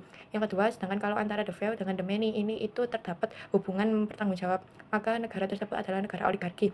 Jadi penggolongan negara dengan sistem di part classification ini menghasilkan dua golongan besar negara besar, yaitu demokrasi dan oligarki. Bagaimana sekarang Maciver? Sesuai dengan kritik atau kelemahan yang dikemukakan oleh Maciver terhadap pemakaian sistem three-party classification atau sistem tradisional, terutama kritiknya yang ketiga tersebut di atas, maka Maciver menyatakan bahwa adalah perlu untuk diketahui bahwa dalam proses penambahan politik pada setiap bentuk pemerintahan atau negara yang ada pada suatu waktu sering didapatkan ciri-ciri yang sesuai atau sama karena beberapa bentuk negara, yaitu bila bentuk negara itu sedang berkembang ke suatu arah tertentu, maka agar dalam mengklasifikasikan negara berdasarkan ciri dalam perkembangannya, itu pula dilaksanakan Maciver mengemukakan kriteria lain di samping dasar konstitusional tadi. Jadi tegasnya menurut Maciver yang mengklasifikasikan negara itu belum cukup kalau hanya mempergunakan satu kriteria saja. Pendapat Maciver ini kiranya dapat dipahami sebab misalnya kita menggolongkan negara A dalam golongan negara demokrasi, negara B juga dalam golongan demokrasi. Jadi keduanya adalah sama, yaitu negara demokrasi. Tetapi dengan demikian ini saja sesungguhnya kita belum dapat mengatakan bahwa negara A dan B itu sama. Sebab di samping itu ada pula ciri tertentu yang membedakan antara negara A dengan negara B tersebut. Misalnya berdasarkan sistem ekonominya. Negara A adalah negara kapitalis, sedangkan negara B adalah negara sosialis. Sepertinya lagi, misalnya negara A adalah negara kesatuan, sedangkan negara B adalah negara federal. Maka dari itu, untuk dapat mencakup semua ciri-ciri terutama ciri yang utama di dalam mengklasifikasikan negara, Maciver mengajukan konventus daripada bentuk negara berdasarkan 4 macam kriteria. Yang berdasarkan kriteria itu secara skematis bentuk negara itu adalah sebagai berikut. A. Konstitusional basis. Pertama, oligarki, monarki, diktatorship, teokrasi, plural headship, demokrasi, limited monarki, republik. B. Ekonomi basis. B. Folk, ekonomi primitif, government, B. Feudal government, kapitalis government, dan socialist government. C. Komunal basis. tribal government, police government, country government, national government, multinational government, varied government. D. Sovereignty structure, unitary government, empire colony, dependency, federal government. Catatan, kalau misalnya kita akan menentukan suatu negara itu masuk golongan yang mana, maka dengan dasar atau kriteria yang dikemukakan oleh Maciver tersebut di atas, kita dapat mencarinya dengan mempergunakan dasar tersebut satu persatu. Misalnya saja Indonesia ini dengan kriteria yang diajukan Maciver, tadi masuk golongan mana dapat dicari sebagai berikut. Yang A dengan dasar konstitusional atau republik, yang B dengan dasar ekonominya yang sosialis, yang C dengan dasar persekutuan adalah negara nasional, yang D dengan dasar kedaulatan adalah negara kesatuan. Sedangkan dalam golongan besarnya Indonesia termasuk demokrasi A2. Demikian menurut tabel yang skena yang dikemukakan oleh Maciver dalam mengklasifikasikan negara. Yang ketujuh, menurut Maurits Dufourcade. Maurits Dufourcade mengatakan bahwa dalam semua kelompok manusia, dari yang paling kecil sampai yang paling besar, dari yang paling primitif sampai yang paling modern, dari yang terlemah sampai yang terkuat, tentu terdapat perbedaan yang sifatnya prinsipil antara orang yang berkuasa atau yang memerintah dengan orang atau rakyat yang dikuasai atau diperintah. Dan besar kecilnya perbedaan ini tergantung daripada sistem pemerintahan. Demikian pula dalam semua ikatan atau perkumpulan, perbedaan yang demikian itu selalu ada. Tetapi ada sementara sosiologi atau aliran Durkheim yang memberikan adanya pendapat bahwa semasa permulaan kebangunan peradaban manusia, peradaban antara penguasa atau pemerintah dengan orang-orang yang diperintah itu tidak ada. Mereka itu mengatakan bahwa dalam satu kelompok manusia, kekuasaan itu dikatakan hanya dijalankan oleh beberapa orang tertentu saja, tetapi merata dalam kelompok ini karena setiap orang menjadi semua anggota kelompok tersebut. Itu tunduk pada norma umum yang ditetapkan oleh kelompok tersebut. Jadi pada waktu itu sesungguhnya semua orang diperintah dan tidak ada yang memerintah. Tetapi kemudian lalu ada beberapa orang yang menyatukan diri dan mengikatkan diri sebagai penjelmaan daripada norma umum tersebut serta memerintahkan kelompok tadi. Dengan demikian lalu timbul pribadian kekuasaan yang menjadi perbedaan antara yang memerintah dengan yang diperintah. Menurut Maurits Dufourcade, teori ini mungkin betul dan mungkin pula sesuai dengan kenyataan, akan tetapi kita akan sukar mengetahuinya oleh karena dalam kelompok tadi yang paling primitif sampai yang modern yang sudah kita kenal dan dapat kita pelajari, tentu kita akan mendapatkan tanda pribadian kekuasaan, dan orang dapat menyebutkan pendeta, wali, ketua, kepala keluarga, kepala suku, atau sebutan lain lagi. Jadi pendekatannya dalam setiap kelompok manusia yang kemudian kita sebut bangsa tentu adalah segolongan orang yang kemudian kita sebut bangsa tentu ada segolongan orang yang kemudian kita yang memerintah. Adapun baik buruknya pemerintah itu sangat bergantung pada kebijakan orang yang duduk dalam pemerintahan, dan dalam hal ini cara yang atau sistem pengangkatan orang yang akan duduk dalam pemerintahan atau memegang kekuasaan itu merupakan sendi pokok dalam sistem pemerintahan dalam suatu negara. Selanjutnya oleh Maurits Dufourcade dikatakan bahwa dari luar nampaknya seakan doktrin atau ajaran demokrasi menentang dengan menolak keadaan umum ini, sebab bukanlah demokrasi yang dirumuskan sebagai pemerintah dan oleh dan untuk rakyat, itu malah menolak adanya perbedaan antara pemerintah dengan rakyat yang diperintah. Sebagai contoh misalnya Republik Kota Yunani dulu, juga Romawi, juga pada zaman modern misalnya keadaan di Swiss dan negara demokrasi lainnya. Bukanlah di situ dikatakan bahwa rakyat memegang kekuasaan, rakyat menjadi baik dan memerintah maupun yang diperintah sesungguhnya itu tidak lain daripada merupakan khayalan serta permainan kata-kata belaka. Bicara tentang pemerintahan dan oleh yang untuk rakyat adalah bicara omong kosong. Dalam Republik Kota Yunani dulu, juga Romawi, begitu pula dalam kanton Swiss dewasa ini urusan kolektif diatur oleh beberapa orang, dan jangan mengira mereka itu tidak memerintah. Dewan rakyat tidak teknis menerus bersidang, melainkan berselang dalam waktu lama atau pendek. Dalam sesungguhnya mereka hanya dapat mengurus beberapa hal yang luas saja. Tambahan pula di dalam tubuh dewan itu sendiri selalu terjadi suatu fraksi, suatu minoritas gesit yang menguasai masa. Orang-orang yang memerintah pula yang berkedudukan lain daripada orang yang diperintah. Menurut Aristoteles demikian. Maurits Dufourcade selanjutnya memperbesar Athena yang paling penting tidak ada disebut dalam Undang-Undang Dasar. Jabatan itu diduduki oleh ketua fraksi yang sesungguhnya memimpin dewan. Lagi pula selalu mendekat pusat-pusat putusan-putusannya, Aristoteles menanamkan menteri perdana atau prostes dari rakyat. Theocritus demokrasi yang paling terkemuka sekalipun, yaitu Jacques Reus, menunjukkan secara tegas bahwa perbedaan antara yang memerintah dan yang diperintah itu tidak dapat ditiadakan dalam hal ini. Reus mengatakan kalau dipegang arti kata seperti diartikan umum, maka demokrasi yang sesungguh-sungguh tidak pernah ada, dan ia tidak akan adalah berlawanan dengan kodrat alam bahwa yang berjumlah besar memerintah sedangkan yang paling sedikit jumlahnya harus diperintah. Demikian Maurits Dufourcade dalam usahanya untuk mempertahankan pendapat bahwa dalam setiap kelompok dari yang paling primitif sampai yang paling modern yang kemudian disebut negara selalu terdapat segolongan orang yang memerintah dan selalu terdapat pula perbedaan antara yang memerintah dengan yang diperintah dan demikian kenyataannya sesuai dengan pendapat itu maka Majuren Duvenger mengatakan atau berpendapat bahwa dalam arti yang seluas-luasnya yang disebut tata negara ialah rupa daripada perbedaan umum antara orang yang memerintah dengan orang yang diperintah sebagaimana itu terjadi dalam suatu kelompok sosial sedangkan dalam arti yang lebih terbatas istilah tata negara hanya dapat dipakai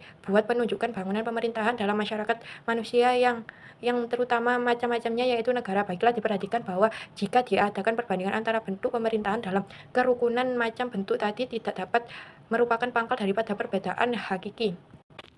Sementara itu berdasarkan uraian tersebut di atas, Maurits Duvenger membagi pembicaraan dalam bukunya tersebut dalam dua bagian, yaitu bagian pertama uraian atau pembicaraan sifat analisis pembagian dengan mempelajari satu persatu masalah hal struktur yang sama demikian oleh para tata negara seperti pemilihan para penguasa, bentuk badan pemerintahan, pembagian dan kebebasan kekuasaan pemerintah.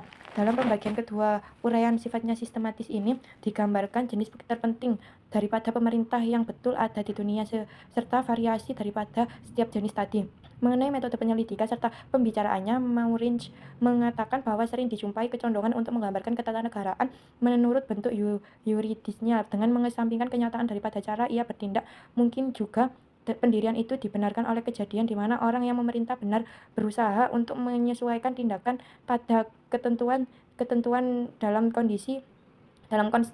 Bila demikian halnya kita akan bersyukur tetap dewasa dan mendapatkan jurang antara hukum dan kenyataan, antara naskah dan pelaksanaan. Jurang yang semakin lama semakin lebar. Di dunia ini tidak kurang jumlah konstitusi yang sama sekali hampa, yang merumuskan suatu pemerintahan dengan tiada pertalian yang nyata dengan pihak yang benar memerintah negara, sehingga konstitusi itu hanya merupakan teteng atau penyekat buat pihak itu. Maka kalau hendak dijaga kebenarannya, kenyataan terakhir itu harus diperhitungkan pula. Selanjutnya dalam permulaan bagian pertemuan dari bukunya tersebut di atas dikatakan oleh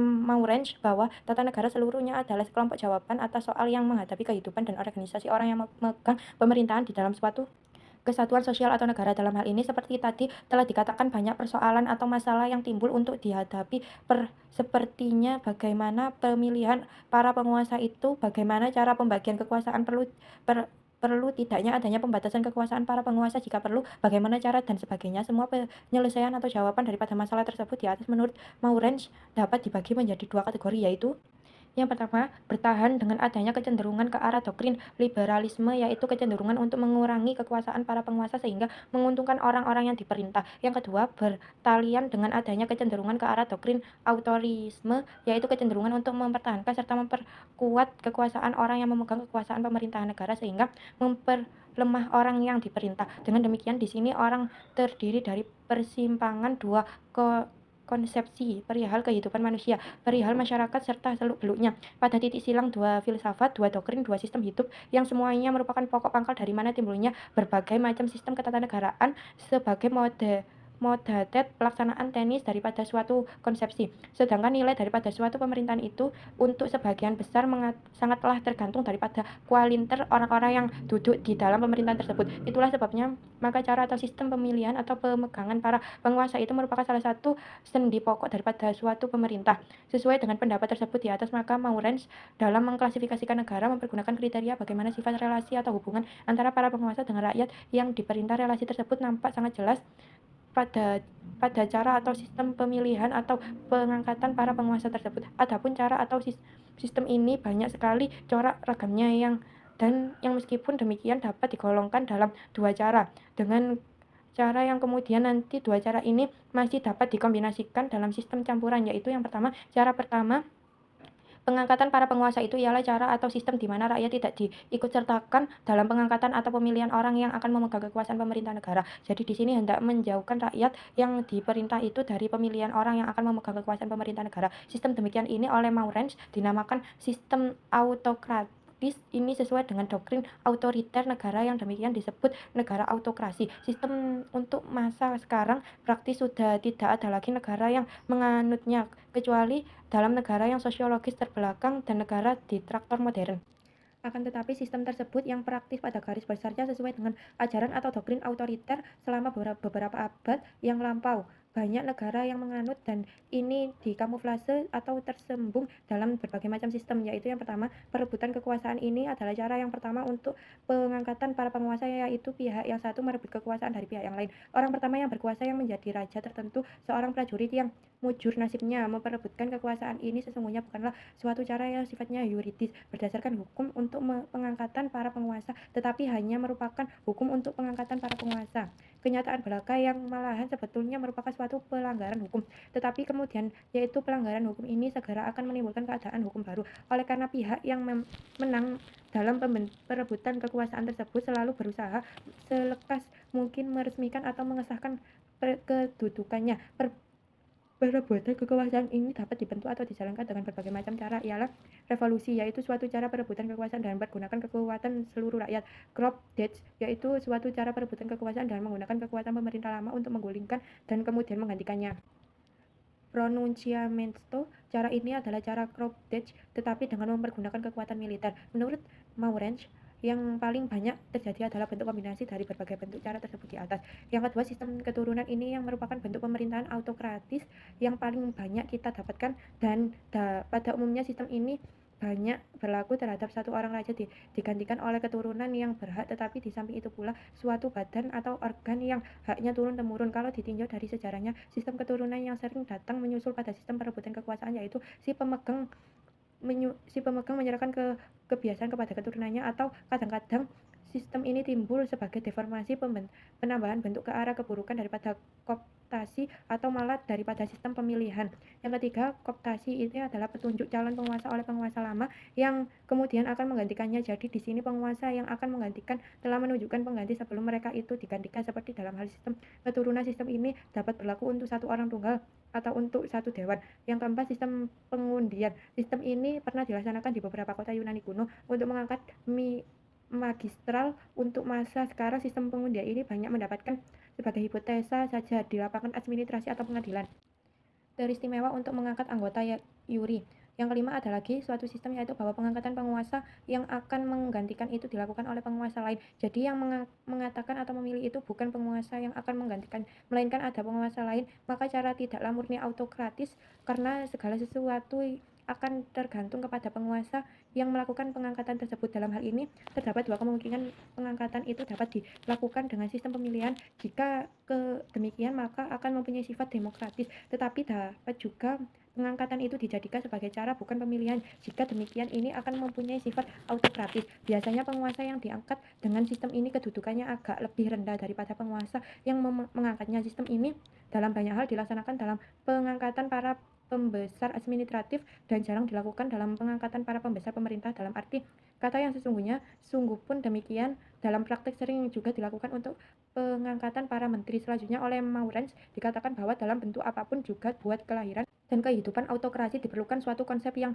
bersemu keagamaan perihal kekuasaan, sebab bagaimana sesungguhnya dibenarkan bahwa berbagai orang memerintah manusia semasa untuk tiada rintangan di dalam melaksanakan jabatan itu. Kalau para penguasa itu tidak dipandang sebagai perwujudan daripada Tuhan atau daripada kekuatan gaib yang dalam batin manusia primitif mendahului kenyataan tentang Tuhan, atau daripada mite-mite yang lepas dari keagamaan seperti tentang bangsa, negara, kelas, atau sebagainya yang dalam batin manusia modern menggantikan pikiran tentang Tuhan. Jadi ketatanegaraan dari negara autokrasi bersandarkan pada yang irasional. Yang kedua, cara atau sistem kekuasaan yang dikemukakan oleh Maurenz dalam pengangkatan para penguasa adalah suatu cara di mana dalam pengangkatan para penguasa tersebut rakyat diikut sertakan. Jadi di sini ada keinginan untuk mendekatkan hubungan antara penguasa dengan rakyatnya yang diperintah. Cara yang demikian ini disebut cara yang demokratis. Maka negara lalu juga disebut negara demokrasi. Selanjutnya, ia juga menyatakan bahwa sistem ini sesuai dengan doktrin liberalisme, karena kekuasaan penguasa di sini lalu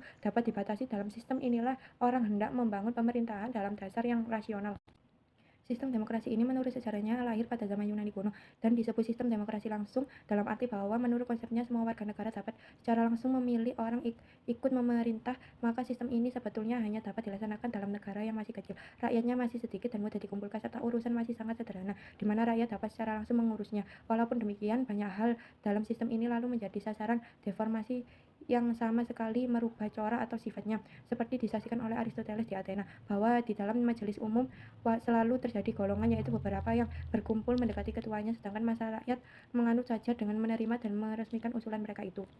Tetapi bagaimana juga keadaan sistem demokrasi langsung ini belum pernah dapat dilaksanakan secara konsekuen dalam sejarah ketatanegaraan sekalipun pada zaman Yunani sendiri. Kalau tokoh orang selalu mengatakan sebagai contoh klasik daripada pelaksanaan demokrasi langsung adalah negara Yunani kuno, itu hanya namanya saja, tetapi kenyataannya oleh karena pada zaman Yunani kuno itu pun kenyataannya berikut memikirkan jalannya pemerintahan lebih yang ikut memerintah itu hanya orang yang tertentu saja, yaitu orang yang merdeka. Jadi misalnya buta belian, orang yang sakit ingatan, anak-anak yang dianggap belum dewasa, orang yang tidak mampu membayar pajak, bahkan juga orang perempuan itu tidak mempunyai hak ke negara sama sekali. Baru kemudian pada abad ke-18 timbul suatu sistem demokrasi baru yang memberikan kemungkinan untuk dapat melaksanakan dalam negara yang besar serta berkembang ke negara peradaban modern, karena dalam sistem demokrasi ini tidaklah semua orang warga negara karena dalam ikut serta secara langsung dalam memerintah, melainkan mereka itu memilih wakil mereka antara mereka itu sendiri yang kemudian duduk dalam badan perwakilan. Inilah sebab maka sistem demokrasi ini disebut demokrasi tidak langsung atau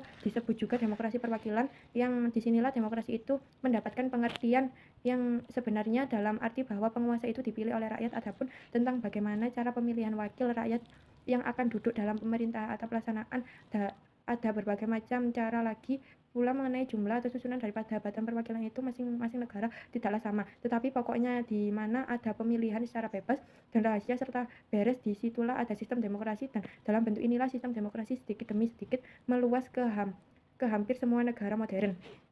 Semenjak timbul sistem demokrasi perwakilan, sejak itu pula lahirnya dua macam keadaan baru, ialah penerimaan sistem pemilihan umum atau partai politik yang terorganisir. Memang semula sistem demokrasi perwakilan ini kurang mendapatkan kesempurnaan dalam pelaksanaan. Hal ini disebabkan karena dalam hal pemilihan para penguasa itu tidak beres, yaitu bahwa para penguasa itu hanya dipilih oleh segolongan orang saja, dan golongan itu hanya terdiri dari orang-orang tertentu saja, yang biasanya ini adalah golongan orang kaya. Tetapi kemudian secara berangsur jumlah pemilihan ini bertambah besar, sebab karena desakan dari prinsip demokrasi itu sendiri teristimewa ketika pada tahun 1848, yaitu ketika Perancis menghapuskan perbedaan tingkat kekayaan sebagai syarat untuk dapat memiliki hak surat dalam pemilihan. Tetapi ini sayangnya perbedaan hak antara orang laki-laki dengan orang wanita belum dapat dipuaskan pada waktu itu. Bagi kaum wanita ini di kebanyakan negara baru pada abad ke-20 dapat diikutsertakan dalam pemilihan, dan dengan demikian pemilihan umum ini lalu mendapatkan kesempurnaan dalam pelaksanaannya. Mengenai partai politik ini memang mempunyai peranan penting serta menentukan sekali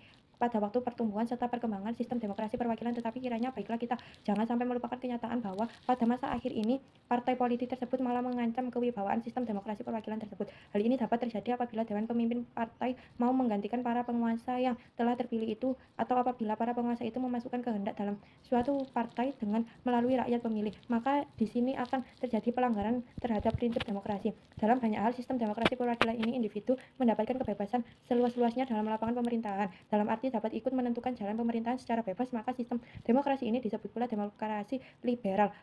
TU cara atau sistem yang ketiga yang dikemukakan oleh Maurens dalam pengangkatan atau pemilihan penguasaan adalah suatu sistem campuran atau kombinasi antara sistem demokrasi dengan sistem autokrasi. Sistem campuran ini nanti akan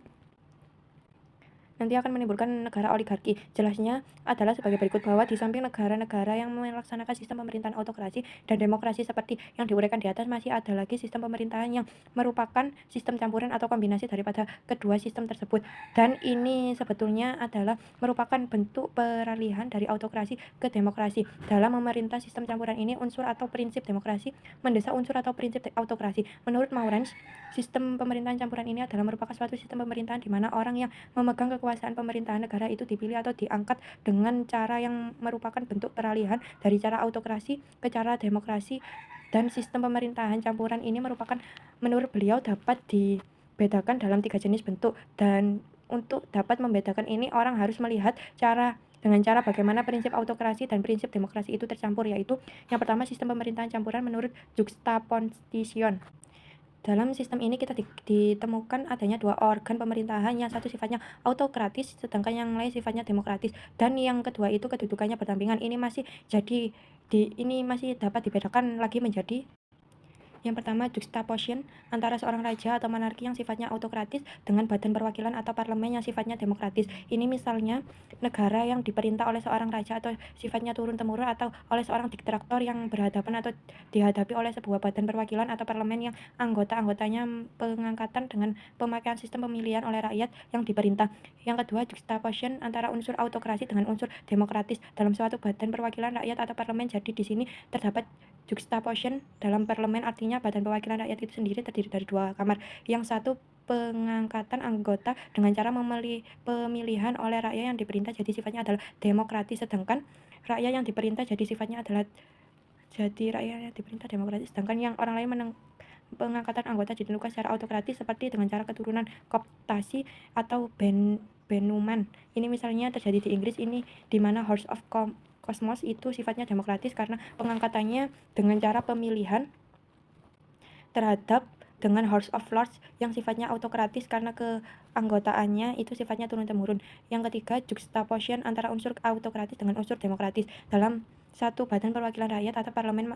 Maksudnya di sini negara itu hanya ada satu badan perwakilan rakyat yang pengangkatan anggotanya sebagian sifat demokratis, sedangkan sebagian lainnya bersifat autokratis. Ini sangat jarang terjadi. Satu hal contoh tipe daripada bentuk ini ialah Parlemen Perancis atau Senat Perancis yang terjadi pada tahun 1875. Di sini di samping 225 anggota senator yang pengangkatannya yang cara pemilihannya jadi dengan sistem demokratis, sesungguhnya ada lagi 65 senator yang kedudukannya atau keanggotaannya tidak dapat diganggu gugat atau dipecat. Dengan pengangkatan ini dengan sistem kooptasi jadi secara autokratis. Yang kedua, sistem pemerintahan campuran secara kombinasi. Ini adalah suatu negara di mana kekuasaan pemerintah itu hanya dipegang atau dilaksanakan oleh satu orang saja, di mana organ tersebut pengangkatannya dilaksanakan dengan cara baik secara demokratis maupun secara autokratis.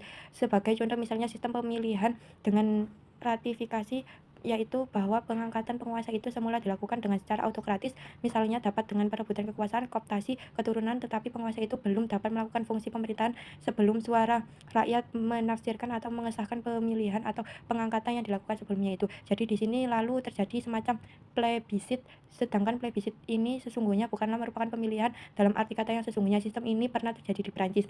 Yang ketiga, sistem pemerintahan campuran secara berfusi atau terpadu. Ini adalah suatu sistem di mana para penguasa itu pengangkatannya tidak dapat dikatakan secara autokrasi ataupun secara demokratis yang murni, ataupun secara bertingkat seperti dalam sistem pemerintahan campuran secara kombinasi atau sistem campuran menurut juxtaposition, di mana yang satu atau tingkat pertama sifatnya autokratis, sedangkan selanjutnya bersifat demokratis. Tetapi dalam sistem campuran secara berfusi ini, cara pengangkatannya para penguasa didapati unsur autokratis atau unsur demokratis sekaligus berfusi atau terpadu. Sistem ini misalnya terjadi dalam pengangkatan para penguasa dalam negara oligarki. Dalam negara oligarki ini para penguasa hanya dipilih oleh segolongan kecil rakyat yang diperintah. Jadi di sini memang di satu pihak mendekati cara demokratis oleh karena para penguasa itu dipilih oleh rakyat yang diperintah, tetapi di lain pihak cara ini mendekati sistem autokrasi, ini mengikat kecil jumlah rakyat yang diperintah yang dapat ikut serta dalam pemilihan. Jadi di sini unsur demokratis dan unsur autokratis bercampur dalam satu berfungsi atau terpadu yang tidak dapat dipisahkan. Bentuk pemerintahan negara seperti tersebut di atas terakhir banyak kita jumpai, dan ini sebetulnya adalah merupakan bentuk pemeliharaan, yaitu bentuk pemeliharaan atau autokrasi ke demokrasi. Hanya saja dalam hal ini dapat dilihat di dalam pemberian hak bersuara di dalam pemilihan. Jarang sekali di sini terjadi pemilihan dari keadaan yang tidak mengenal pemeliharaan, yaitu negara autokrasi.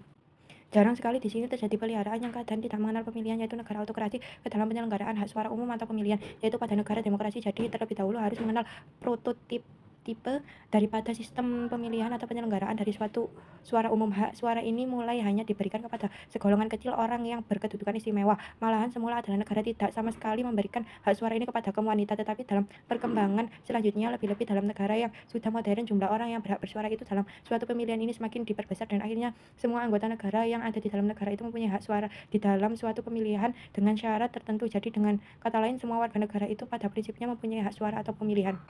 Demikian auditornya terjadi bahwa autokrasi itu harus terlebih dahulu membuka serta mengosongkan diri untuk memberikan tempat kepada oligarki yang tertutup. Oligarki ini kemudian dengan cara perlahan dan berangsur juga membuka dirinya serta mengosongkan tempat untuk demokrasi. Disinilah terjadi peralihan dari autokrasi ke demokrasi. Sedangkan dalam sistem pemerintahan campuran secara kombinasi agak jarang terjadi peralihan dari autokrasi ke demokrasi, melainkan lebih sering timbul reaksi terhadap sistem pemerintahan demokrasi yang hanya mengambil beberapa tanda lahir saja. Tetapi menurut tetapi menolak dengan keras hakikat demokrasi. Cara inilah yang kebanyakan dilaksanakan di bawah negara modern untuk melumpuhkan sistem demokrasi sambil secara berpura-pura menyanjung-nyanjungnya.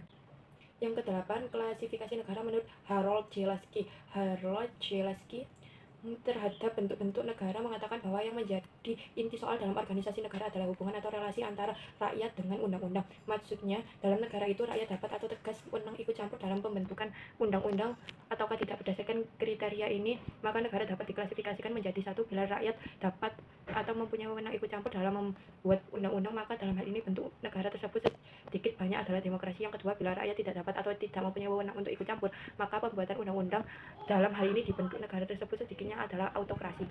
Tetapi dalam kenyataan tiada suatu daripada dua bentuk organisasi negara tersebut dapat berada dalam bentuk yang semurni-murninya, sebab suatu demokrasi murni haruslah meminta pendapat rakyat seluruhnya mengenai suatu soal yang harus dipecahkan, terutama dalam pengaruhnya, sedangkan suatu autokrasi murni haruslah merencanakan seperti yang dilaksanakan sendiri semua undang-undang di dalam negara itu di dalam masyarakat luas negara seperti yang dikenal dewasa ini. Tiada satupun di antara kedua bentuk organisasi negara tadi dapat terlaksana atas dasar yang demikian itu. Apa yang sebenarnya dapat kita lakukan dalam kehidupan daripada organisasi negara yang biasa? Ada bentuk negara campuran, hanya saja kadang suatu hal tegas memperlihatkan diri daripada yang lain. Demikian misalnya di Inggris, Perancis, juga di Indonesia unsur demokrasi itu lebih tegas memperlihatkan diri daripada unsur autokrasi, sedangkan sebaliknya misalnya Rusia, Italia, di mana unsur autokrasinya lah yang lebih tegas daripada unsur demokrasi. Bagaimana bentuk campuran ini? Banyaknya variasi dalam menjelaskan bentuk campuran ini harus diperhatikan bahwa Laski dalam uraiannya selanjutnya berpendapat bahwa dalam tiap penyelidikan tentang sistem peraturan hukum nampaknya menunjukkan atau kebutuhan kepada tiga jenis kekuasaan, yaitu yang pertama adanya badan yang menetapkan aturan umum baik yang mengenai seluruh warga negara maupun sebagian yang mempunyai kepentingan yang tertentu yang nyata-nyata berbeda daripada kepentingan masyarakat seluruhnya. Badan ini disebut badan perundang-undangan. Yang kedua, adanya badan yang bertugas melaksanakan peraturan hukum yang telah ditetapkan oleh badan perundangan. Tadi dia adalah pemerintah. Yang ketiga, adanya badan yang berwenang memberikan keputusan bila mana dalam hal pelaksanaan tadi terdapat pelanggaran. Wewenang ini meliputi dua hal. Pertama, bila dapat terjadi perselisihan atau pelanggaran antara warga negara dengan pemerintah. Kedua, bila terjadi pelanggaran atau perselisihan antara persamaan warga negara itu sendiri. Badan ini disebut pengadilan.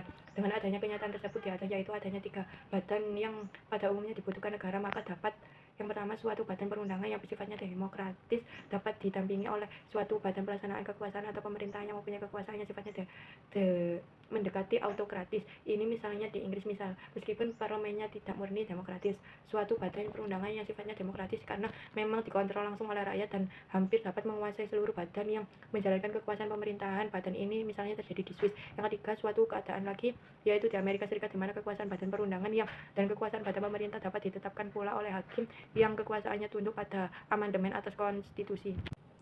Seterusnya dikatakan oleh Laski bahwa bentuk daripada tiap negara yang ada ditentukan oleh adat kebiasaan hasil sejarahnya. Perbedaan kecil mengenai arah titik baratnya yang dimasukkan oleh pengalaman rakyatnya ke dalam tidak kemungkinan kita untuk terus mempertahankan bahwa sistem standar yang satu lebih baik daripada yang lain. Kita hanya dapat mengemukakan atas dasar umum bahwa sistem demokrasi itu lebih baik daripada sistem autokrasi. Ini pun kalau ditinjau dari adat kebiasaan peradaban barat yang meskipun kedua sistem tersebut tidak terlepas daripada kelemahan tertentu. Bagaimana pendapat Laski tentang adanya kenyataan bahwa pada setiap negara itu dibutuhkan adanya tiga badan yang masing-masing mempunyai kekuasaan tersendiri serta yang satu terlepas daripada yang lain? Dikatakan oleh bahwa tidak dapat disangka lagi bahwa sudah semenjak zaman Aristoteles ilmu negara umum ini menghendaki supaya di dalam tiap negara yang teratur tiga jenis kekuasaan itu mesti harus terpisah satu sama lain, baik yang mengenai tugas yang harus dilakukan maupun badan itu sendiri satu sama lain.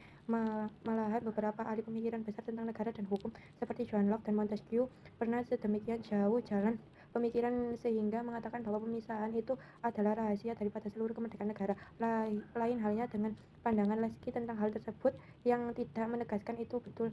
Terangnya Laski tidak dapat menerima ajaran tentang pemisahan kekuasaan seperti yang dikemukakan oleh Aristoteles, John Locke, dan kemudian disempurnakan seperti dipertegas oleh Montesquieu. Mengapa demikian? Hal ini dikemukakan dengan alasan yang pertama dilihat dari sudut teori semata-mata pengadilan itu adalah barang yang sudah sewajarnya benar menjadi bagian daripada badan pembuatan undang-undang, karena tentu tidak ada satu badan pun yang dapat mengetahui betul-betul tentang undang-undang itu selain daripada badannya membuatnya. Yang kedua, dapat dalam praktek tidaklah mungkin dikemukakan adanya pemisahan yang tegas. Benar-benar satu badan pembuatan undang-undang tidak akan dapat memenuhi tugasnya dengan sempurna bila mana ia tidak boleh turut campur tangan dalam pelaksanaan undang-undang itu, dan bila ia sewaktu-waktu tidak boleh mengadakan undang-undang baru untuk mengubah keputusan hakim yang oleh umum dianggap kurang memuaskan, bila mana badan pelaksanaan undang-undang melaksanakan undang-undang dasar umumnya mesti diisi dengan hal yang khusus tugasnya. Untuk demikian ini begitu luasnya di dalam negara di masa kita ini, sehingga sering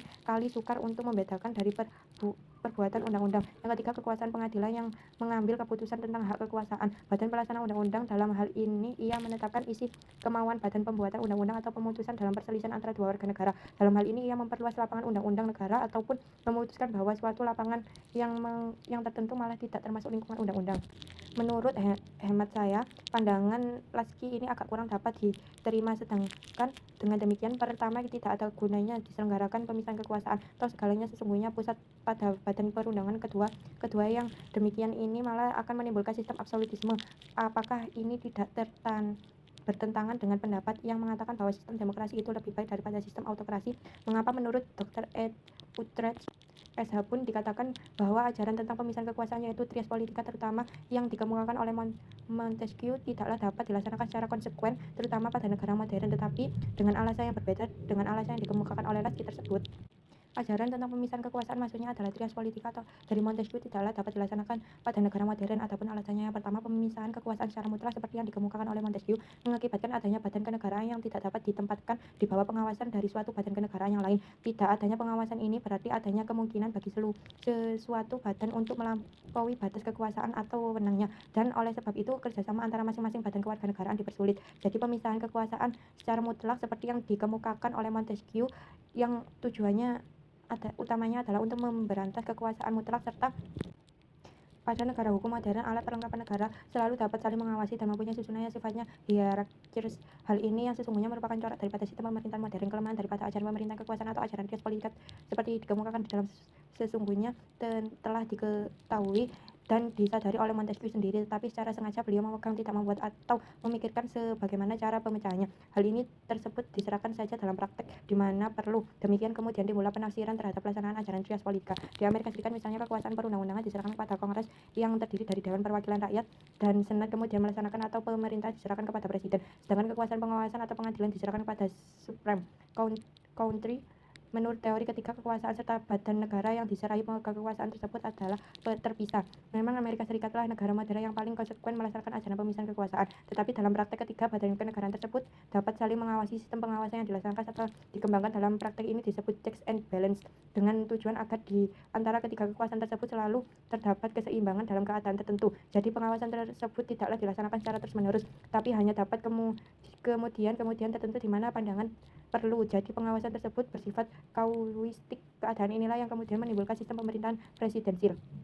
Di negara Eropa Barat seperti di Inggris, kekuasaan perundang-undangan diserahkan kepada Badan Perwakilan Rakyat bersama dengan Badan Pemerintahan, sedangkan kalau menurut ajaran trias politika, kekuasaan perundang-undangan hanya diserahkan kepada Badan Perwakilan Rakyat. Kekuasaan pelaksanaan atas pemerintahan diserahkan kepada pemerintah yang harus bertanggung jawab kepada Badan Perwakilan Rakyat, sedangkan kekuasaan pengawasan diserahkan kepada Badan Pengadilan yang mandiri. Jadi dalam sistem ini terdapat pengawasi yang lebih ketat. Ke dalam ini kemudian menimbulkan sistem pemerintahan parlementer. Lain keadaan adalah di Swiss, di mana sistem pengawasannya lebih ketat lagi karena dilakukan secara langsung oleh rakyat yang kemudian lebih terkenal dalam sistem referendum.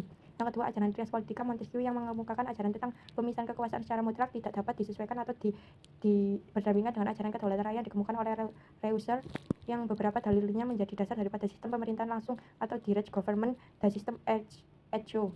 Yang ketiga, pada negara hukum modern Rechtsstaat, ajaran trias politika Montesquieu tidak mungkin dapat dilaksanakan secara konsekuen, dalam arti bahwa satu badan kenegaraan atau satu organ ini hanya diserahkan satu fungsi atau kekuasaan saja seperti diajarkan oleh Montesquieu. Sebab pada ajaran negara hukum modern, satu organ ini tidak hanya diserahi satu fungsi atau kekuasaan saja, tetapi kadang lebih daripada itu, atau mungkin juga sebaliknya, bahwa satu fungsi atau kekuasaan itu tidak hanya diserahkan kepada satu organ saja, tetapi kadang-kadang diserahkan kepada dua atau lebih organ. Ajaran trias politika Montesquieu kiranya hanya mungkin dapat dilaksanakan secara konsekuen pada negara hukum dalam pengertian sempit seperti yang pernah dikemukakan oleh Immanuel Kant dan Fichte yaitu negara di mana tugasnya itu hanya membuat serta mempertahankan hukum lain tidak negara, dan masyarakat dipisahkan dalam sama sekali negara tidak boleh mengurusi soal kemasyarakatan terutama soal perekonomian. Hal demikian kiranya sesuai dengan keadaan zaman pada waktu itu, yaitu sedang berkembangnya aliran liberalisme di mana berlaku asas laissez-faire. Negara hanya melindungi golongan yang berkuasa saja. Tetapi dalam hukum negara modern dalam abad ke-20, tugas pemerintah atau negara adalah sangat luas, yaitu mengusahakan kesejahteraan bagi rakyat dan menjaga keamanan dalam arti seluas-luasnya. Dengan demikian negara hukum modern disebut juga welfare state dan dalam hal ini banyak tugas yang dahulu dipegang oleh partikeler sekarang diambil alih oleh pemerintah atau negara. Dengan demikian petugas pemerintah atau negara semakin luas. Menurut istilah Dr. Lamier, dalam hal ini pemerintah disertai tugas Bestuurszorg, yaitu penyelenggara kesejahteraan umum yang dilakukan oleh pemerintah. Jadi Bestuurszorg menjadi tugas pemerintah yang pada negara hukum modern, dan ini merupakan ciri daripada adanya welfare state. Dan dalam hal ini yaitu agar pemerintah dapat melakukan apa saja demi kesejahteraan rakyat, maka pemerintah memerlukan kemerdekaan untuk berbuat atas inisiatif sendiri, terutama dalam penyelesaian soal genting yang timbul dengan sekonyong-konyong dan dengan peraturan yang penyelesaian belum ada karena belum dibuat dan dikeluarkan oleh badan perundang-undangan. Maka dalam hal ini pemerintah sendirilah yang memuat peraturan kemerdekaan pemerintah seperti yang diuraikan di atas disebut Fresh Air Mission Jerman atau Pouvoir de France Prancis. Yang kesembilan, klasifikasi negara menurut Sir John A.R. Moriarty. Sir John A.R. Moriarty adalah seorang sarjana Inggris. Ajaran beliau dapat kita ketahui dalam buku yang berjudul The Manage of the Modern State. Dalam bukunya tersebut beliau mengkritik klasifikasi Aristoteles, oleh karena menurut beliau klasifikasi Aristoteles tersebut meskipun merupakan klasifikasi yang fundamental, namun tidak dapat memenuhi tuntutan bentuk negara modern, dalam arti bahwa ada beberapa bentuk negara modern yang tidak dapat dimasukkan ke dalam klasifikasi tersebut. Maka dari itu Moriarty lalu mengajukan klasifikasi baru dengan maksud agar dapat mencakup semua bentuk negara modern. Dalam klasifikasinya tersebut beliau mempergunakan dasar atau kriteria sistem kenegaraan, dan yang dimasukkan dalam sistem kenegaraan itu ada 3 hal pokok, yaitu yang pertama mengenai susunan pemerintahan, kedua mengenai sifat konstitusinya atau undang-undang dasarnya, yang ketiga mengenai sistem pemerintahannya. Mengenai susunan pemerintahannya yang mempergunakan kriteria ini, beliau menggolongkan negara menjadi 2 golongan besar, yaitu negara kesatuan dan negara federasi. Mengenai sifat konstitusinya atau undang-undang dasarnya, berdasarkan kriteria ini negara yang dapat digolongkan menjadi 2 golongan besar, yaitu yang pertama negara yang konstitusinya, atau saya kira lebih tepat bila memakai istilah undang-undang dasar, sifatnya rigid atau kaku. Artinya undang-undang dasar tersebut mempunyai sifat istimewa. Keistimewaannya ini ialah terletak dalam hal perubahannya atau apabila akan menggambarkan undang-undang dasar tersebut. Dalam hal ini diperlukan syarat yang sifatnya sangat berat. Hal ini ini mempengaruhi pula sifat atau otoritas badan legislatif, yaitu bahwa badan legislatif di sini hanya bertugas membuat undang-undang menurut ketentuan yang tercantum atau ditetapkan dalam undang-undang dasar. Negara yang undang-undang dasar ini bersifat fleksibel atau lunak sebagai lawan daripada sifat regio atau keras kaku. Di sini perubahan atau pengamandiran undang-undang dasar berlangsung atau dapat dilaksanakan seperti proses pembuatan undang-undang. Biasanya bahan legislatif ini berfungsi atau tugas tidak hanya dalam bidang legislatif saja, tetapi juga bertugas mengundang, menghadirkan, dan mencabut undang-undang, melainkan juga bertugas membentuk dan merubah undang-undang dasar. Mengenai sistem pemerintahan, di sini yang dimaksudkan adalah bagaimana perimbangan kedudukan antara badan eksekutif dengan badan legislatif. Hal ini dapat menimbulkan 3 macam kemungkinan, yaitu yang pertama, badan eksekutif berkedudukan sederajat dengan badan legislatif, yang kedua, badan eksekutif berkedudukan lebih tinggi daripada badan legislatif, yang ketiga, badan eksekutif berkedudukan lebih rendah daripada badan legislatif. Berdasarkan kriteria ini, negara dapat digolongkan menjadi 2, yaitu negara memakai sistem pemerintahan presidensial dan negara memakai sistem pemerintahan parlementer. Mengenai perimbangan kedudukan antara badan eksekutif dengan badan legislatif dapat diterangkan sebagai berikut. Dalam negara autokrasi, kedudukan badan eksekutif lebih tinggi daripada kedudukan badan legislatif. Bentuk pemerintahannya dapat disebut despot. Ini pernah terjadi di Rusia pada zaman pemerintahan Tsar. Sebaliknya, dalam negara demokrasi, perimbangan kedudukan antara badan legislatif dengan kedudukan badan legislatif ada 2 kemungkinan, yaitu kemungkinan kedudukan badan eksekutif lebih rendah daripada kedudukan badan legislatif.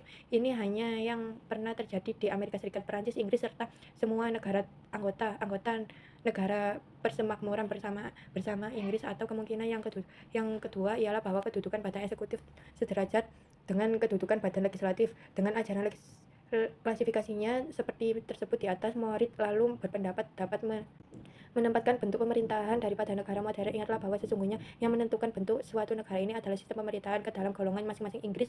Misalnya negara Moriarty sendiri menurut beliau dapat digolongkan dalam golongan negara kesatuan yang berundang-undang dasar fleksibel serta pemerintahan negara sistem presidensial. Kemudian ajaran Moriarty tentang klasifikasi negara. Yang ke-10, klasifikasi negara menurut S. de Leacroc. Dalam bukunya yang berjudul Elements of Political Science, beliau berpendapat bahwa klasifikasi negara ke dalam negara-negara despotis dan negara demokratis adalah sebagai tanda penjenisan bentuk-bentuk negara yang sifatnya fundamental daripada segenap negara dengan modern. Daripada pertama-tama Locke mengklasifikasikan negara ke dalam dua jenis, yaitu negara despotis dan negara demokratis. Kemudian negara demokratis dijeniskan lagi menjadi kerajaan terbatas, dan republik masing-masing ini dijeniskan lagi menjadi negara kesatuan dan negara federasi. Ini pun masing-masing masih dijeniskan lagi dalam menjadi apakah negara tersebut berparlemen ataukah tidak. Jadi secara skematis dapat dilogikan seperti berikut. Yang pertama negara despotis, yang kedua demokratis. Di dalam negara demokratis dibagi menjadi dua, yaitu republik dan kerajaan terbatas. Di republik dibagi menjadi dua, federal dan kesatuan. Di dalam federal dibagi menjadi dua, tidak berparlemen dan berparlemen. Di dalam kesatuan dibagi juga menjadi dua, tidak berparlemen dan berparlemen. Yang kedua kerajaan terbatas, yang dibagi menjadi dua, yaitu federal dan kesatuan. Yang federal tidak berparlemen dan berparlemen, yang kesatuan tidak berparlemen dan berparlemen. Yang ke-11 klasifikasi negara menurut H.N. Sinha. H.N. Sinha adalah seorang sarjana kebangsaan India. Dalam bukunya yang bernama Outlines of Political Science, antara lain mengatakan bahwa klasifikasi dari Locke ini sebenarnya kurang sempurna, meskipun pada prinsip H.N. Sinha dapat menerima dikatakan kurang sempurna oleh karena di dalam klasifikasi ini tidak dapat dimasukkan bentuk negara totaliter atau autoriter yang timbul sesudah Perang Dunia Pertama, seperti negara-negara fascis Italia, Nazi Jerman, dan negara Uni Soviet. Bentuk pemerintahan dari ketiga negara tersebut bersifat totaliter atau autoriter atau proletar atau anti-demokratis. Sekalipun demikian, masih juga diakui oleh Sinha bahwa klasifikasi Locke yang telah diperbaiki ini belum juga sempurna karena tidak dapat juga menempatkan negara demokrasi modern atau demokrasi kuno. Maka setelah Sinha menambahkan kekurangan klasifikasi Locke dengan bentuk-bentuk pemerintahan yang totaliter atau autoriter dan yang bersifat anti-demokrasi itu, kemudian memberikan skema sebagai berikut. Negara modern dibagi menjadi dua, demokratis dan anti-demokratis, totaliter atau autoriter. Yang demokratis dibagi menjadi dua, republik dan kerajaan terbatas. Yang republik dibagi menjadi dua, kesatuan dan federasi. Yang kesatuan dibagi menjadi dua, berparlemen dan tidak berparlemen. Yang federasi dibagi menjadi dua juga, berparlemen dan tidak berparlemen. Yang kedua kerajaan terbatas dibagi menjadi dua, kesatuan dan federasi. Kesatuan dibagi menjadi dua, berparlemen dan tidak berparlemen. Yang kedua federasi dibagi menjadi dua, berparlemen dan tidak berparlemen. Yang kedua anti demokrasi gratis, autoriter atau autoriter dibagi menjadi dua, republik dan kerajaan terbatas. Yang pertama, republik dibagi menjadi dua, kesatuan dan federasi. Kerajaan terbatas pun dibagi menjadi dua, kesatuan dan federasi. Yang ketiga, negara despotis. Demikian secara skematis ajaran klasifikasi negara H dan N. Sinha yang ternyata belum sempurna juga mengapa tidak disebutkan pada negara anti demokratis pun sesungguhnya ada berparlemen meskipun sifatnya lain daripada parlemen pada negara demokratis. Untuk ini periksa uraian kami pada autokrasi modern.